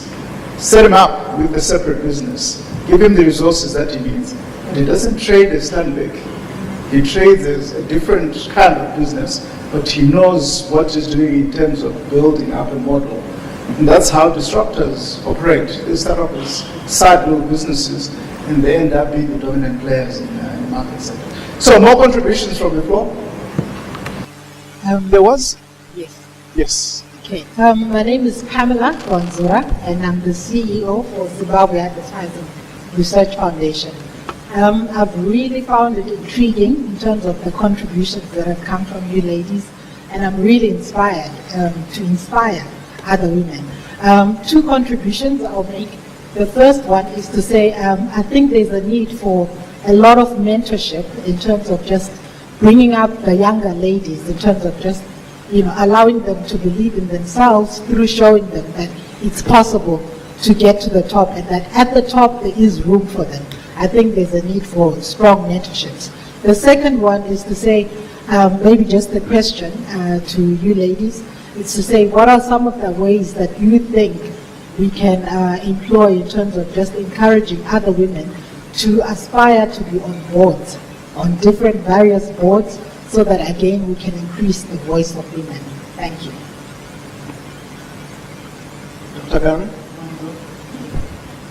I just want to very quickly address the last point that you brought up. I think the issue is belief in yourself. At the end of the day, you must not look at yourself as a woman or as a man. You just you. So do you best.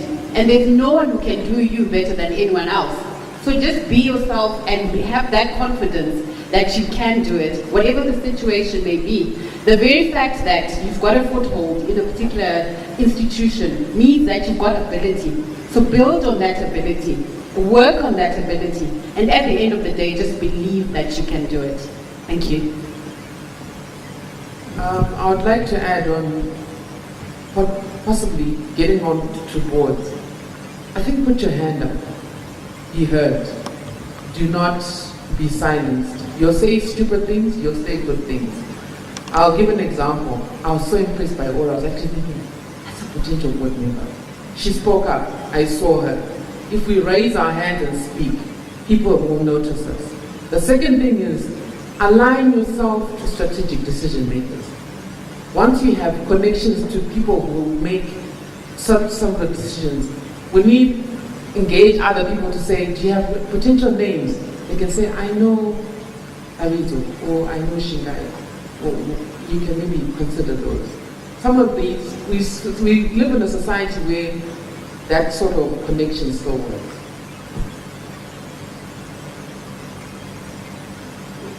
Just to pick up before, while you're making your way, there's a lady who's got a contribution, but while you're making your way, just the point about aligning.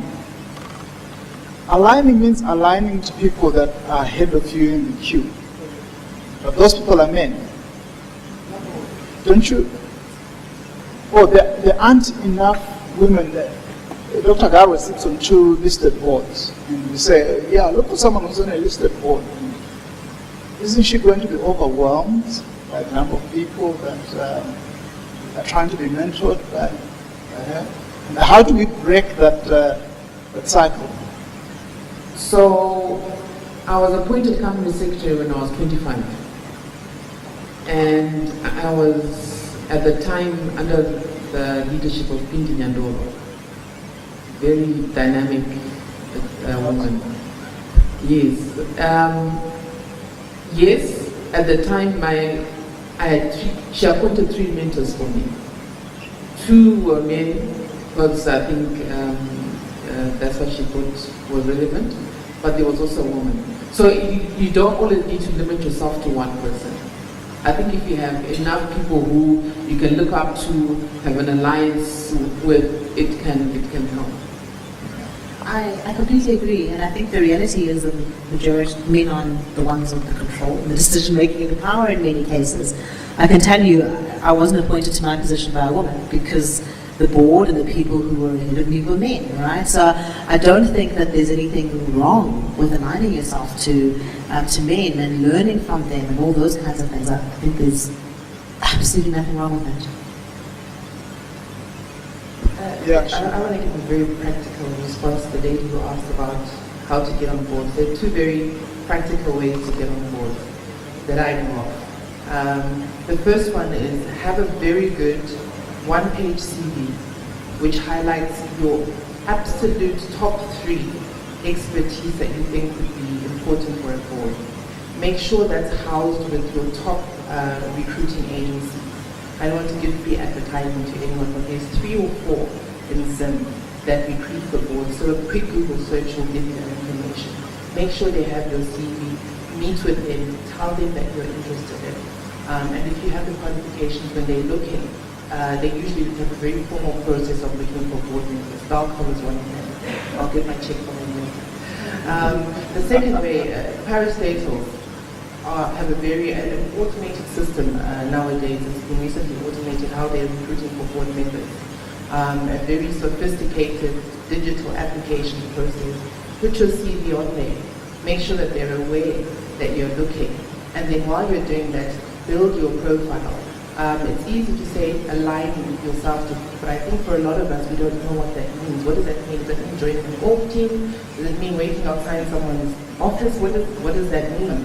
So after you've done the practical thing, exactly what we've done here is fantastic. You've attended a function. And once you've attended a function, make pretty sure you've got your business cards, you're handing them out. Do not be shy. You have to aggressively take it. And I think that's the difference a lot of times between men and women. The good side of aggression when they put it in the context of men is that they go for it and they're very bashful. A man will tell you that he can do things that he probably is not sure that he can.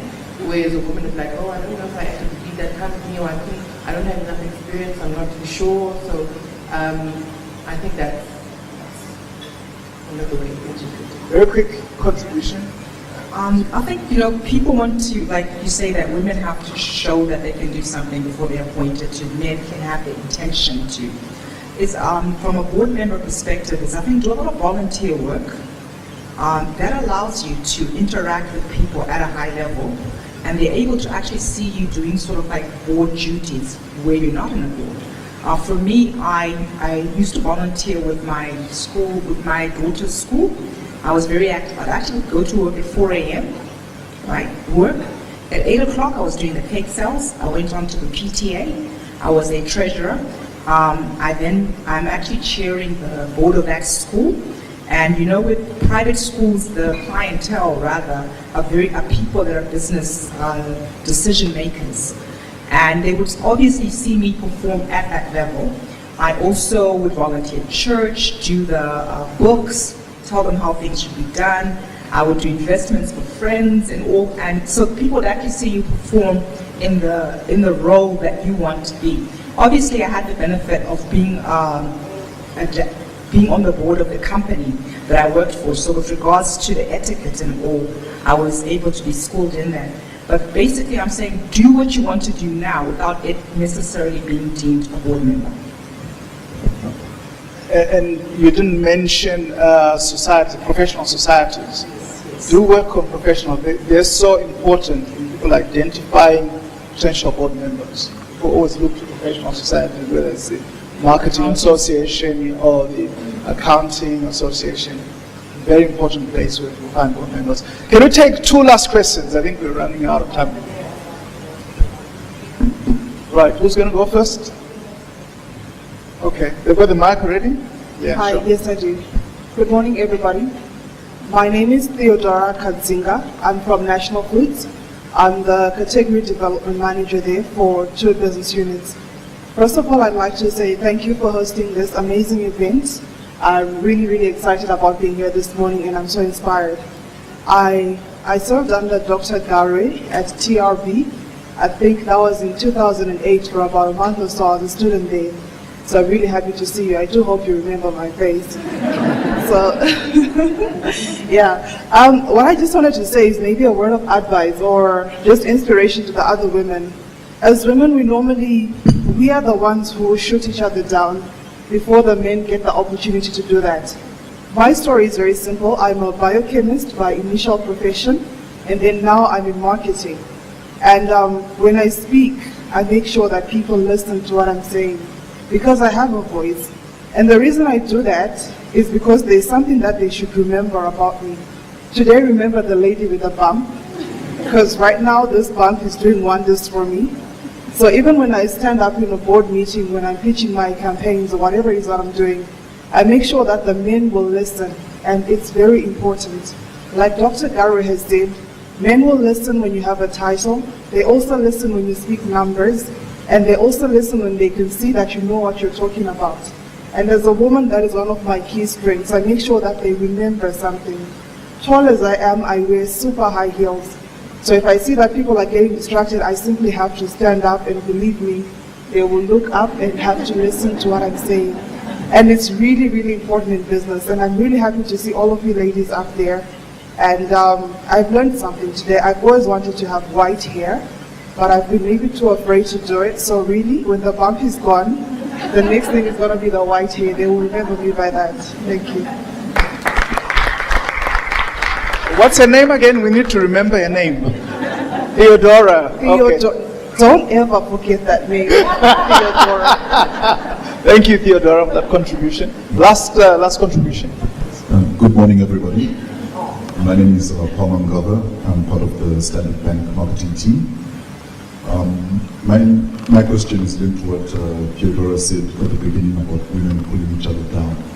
But it's not just about women, it's the men as well. There's a common saying that goes around in this country and in other countries to say women cannot work together.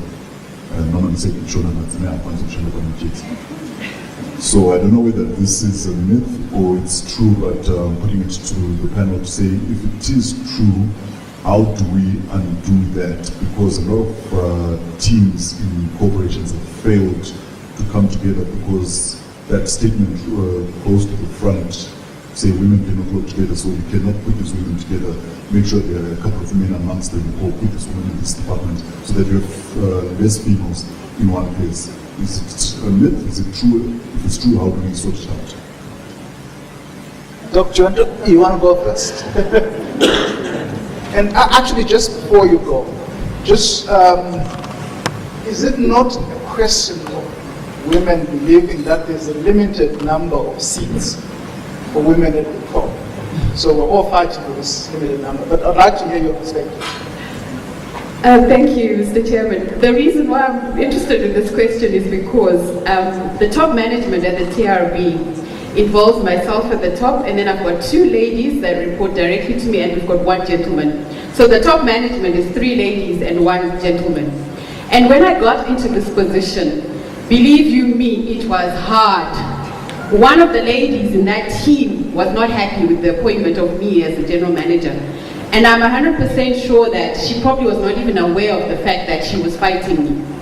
And I had to be very careful not to respond in kind. So I don't believe that it is correct to say women cannot work with each other. It is correct that some people cannot work with each other. And this you find everywhere, whether it's a man or a woman. But it is also important to be very sensitive as an individual, how you respond to the aggression that comes from various quarters, be it men or women. Now, if you come to the TRB now, I think you'll find a very peaceful environment at the top. And it is because you have to be sensitive to the various natures of people, their characteristics, how they handle stress, and so on. And it is really important to not look at it as a woman-to-woman situation, but as a person-to-person situation. And if you do that, then you can take away this stereotyping that women cannot work together, because I don't believe that's true. We can work together. Sorry, if I may just, I hear this thing about you shouldn't compete against each other. I think that's wrong. You should compete, but you should compete properly. Compete with regards to your qualifications, to your etiquette, to what you're doing. So there's nothing wrong with women competing against each other, with each other, or against the men, but it's how you're competing. That's great. Similar to how I wanted to respond as well. It's not a myth, Palmer. I think there are challenges, and the reason why there are challenges is that there's in the corporate world, there's fighting clean and there's fighting dirty. And in my experience, one of the things I've always admired about male relationships in the workforce is that there can be two males and they will have it out. I mean, they will literally tear each other apart on work-related matters. It could be that they disagree on a position to take, whatever it is, but it could be a very heated and often, I'll use the word aggressive approach to how they put their points across. But once the meeting is over, if there's any excess angst or aggression, they'll then go into the office, close the door, have it out, next day, back to normal. A lot of the times with women, because and it's a stereotype, yes, this is how, certainly I'm engineered, I'll mull over something and I'll think about it and then I'll think, okay, so I think this to me, she must not like me, maybe it's, what is, so we make it very personal.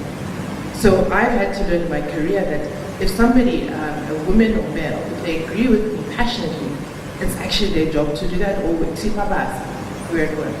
You know what I mean? And I don't take it personally.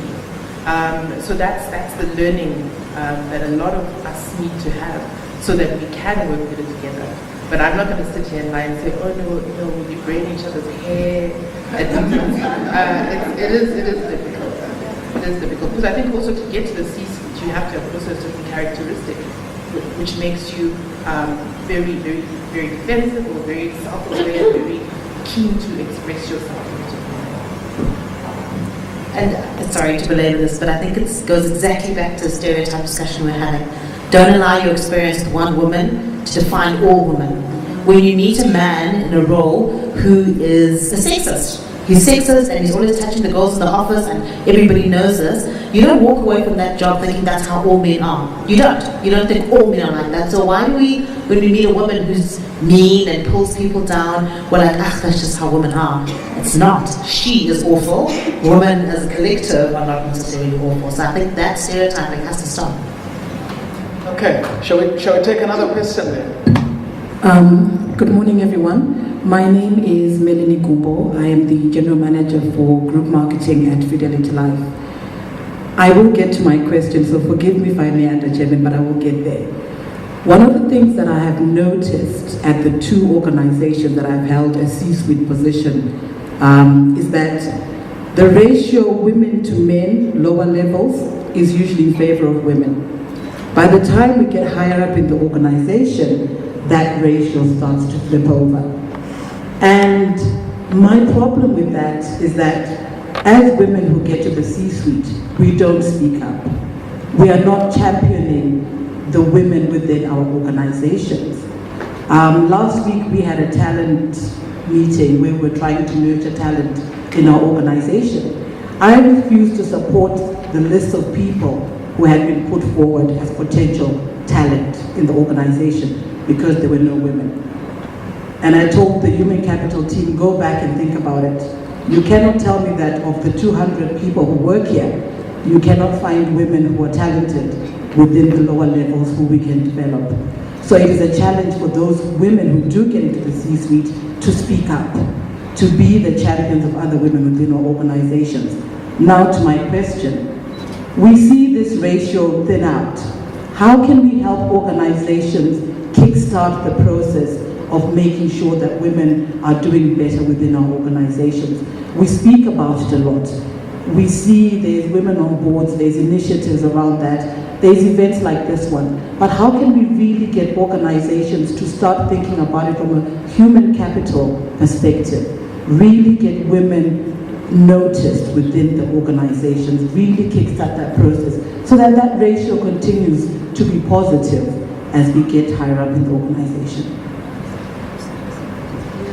So I think so your point earlier is an excellent point. I do take it, and your question is a good one too.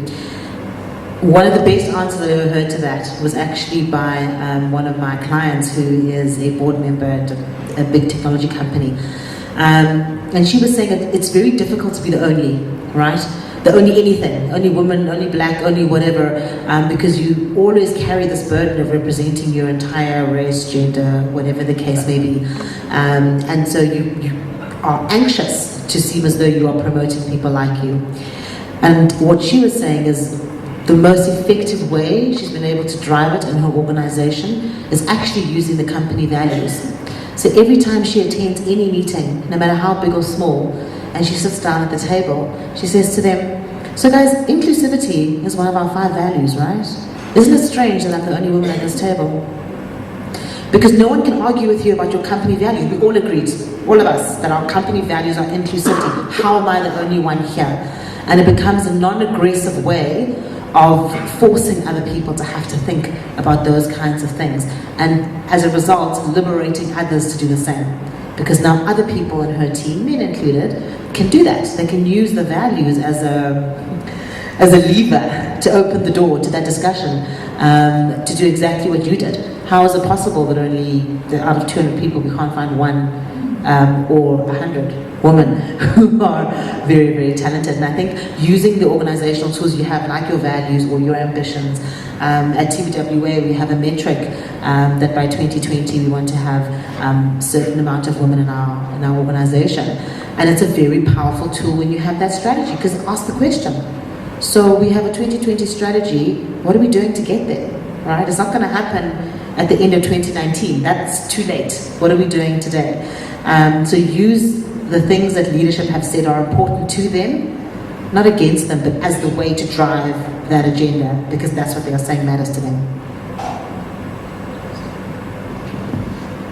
Good morning, everyone. My name is Enya Zimunya. I'm the marketing manager of Marketing Association of Zimbabwe.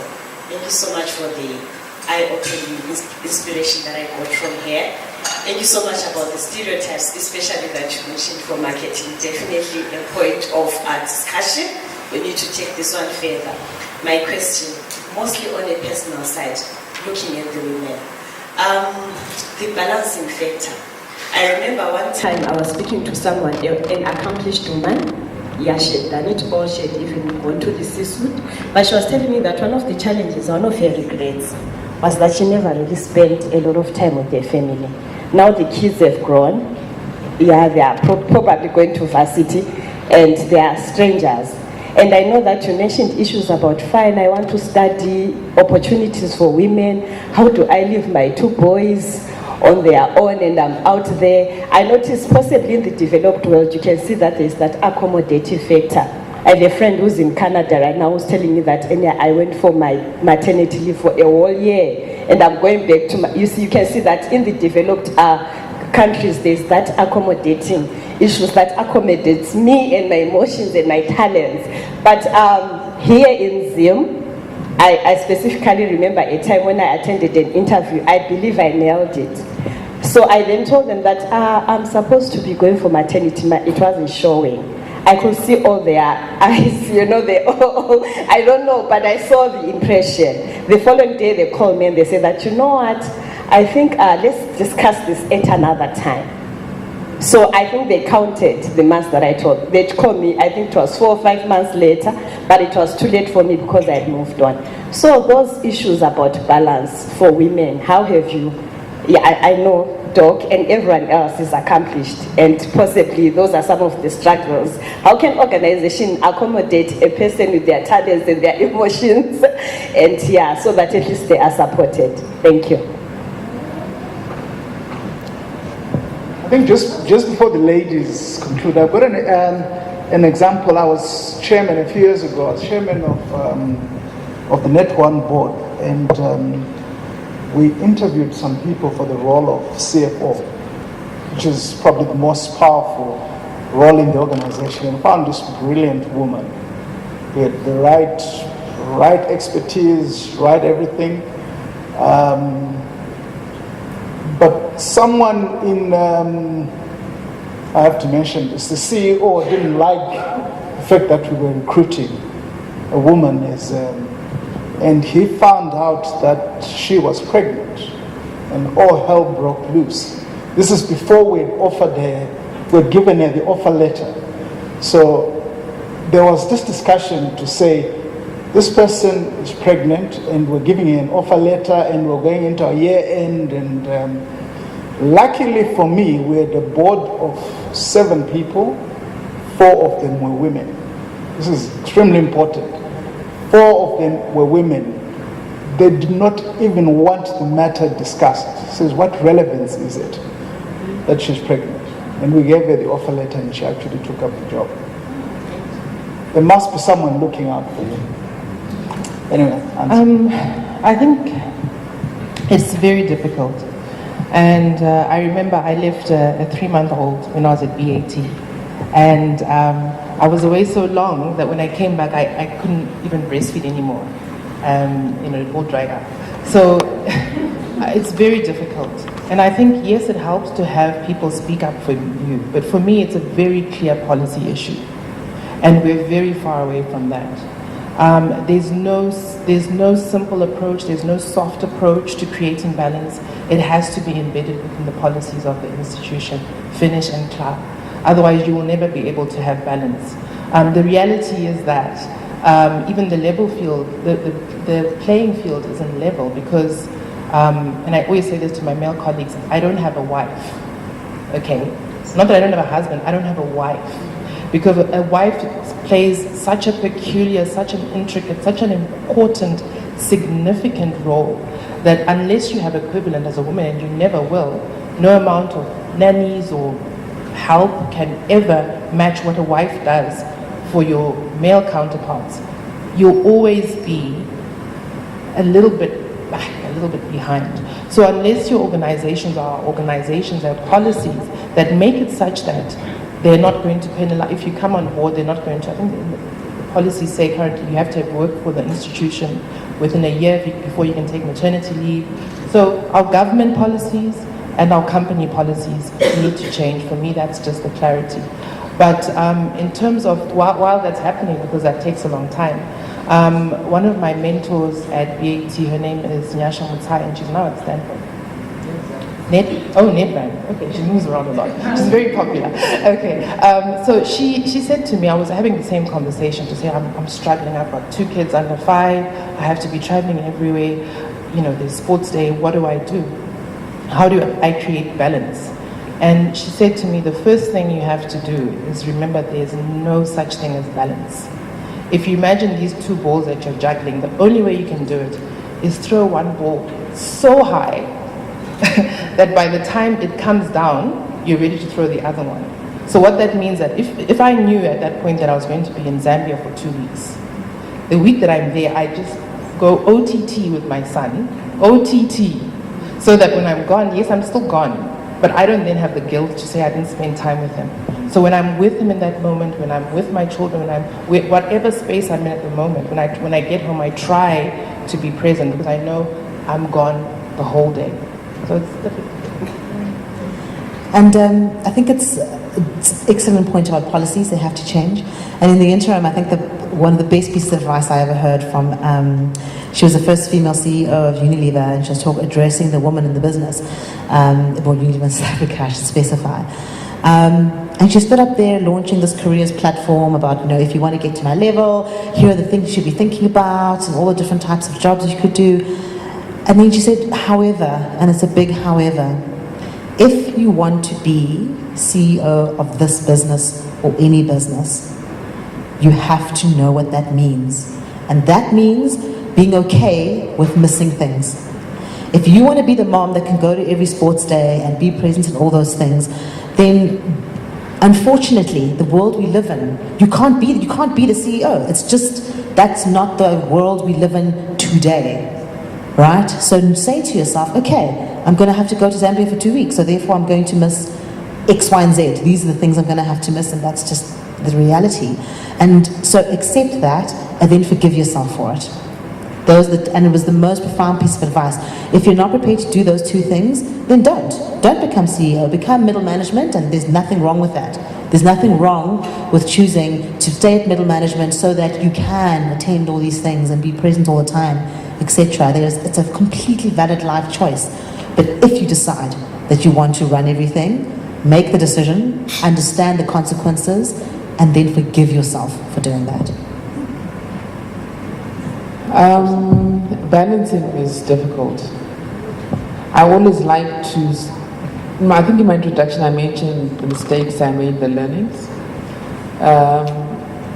I'm on my second marriage now.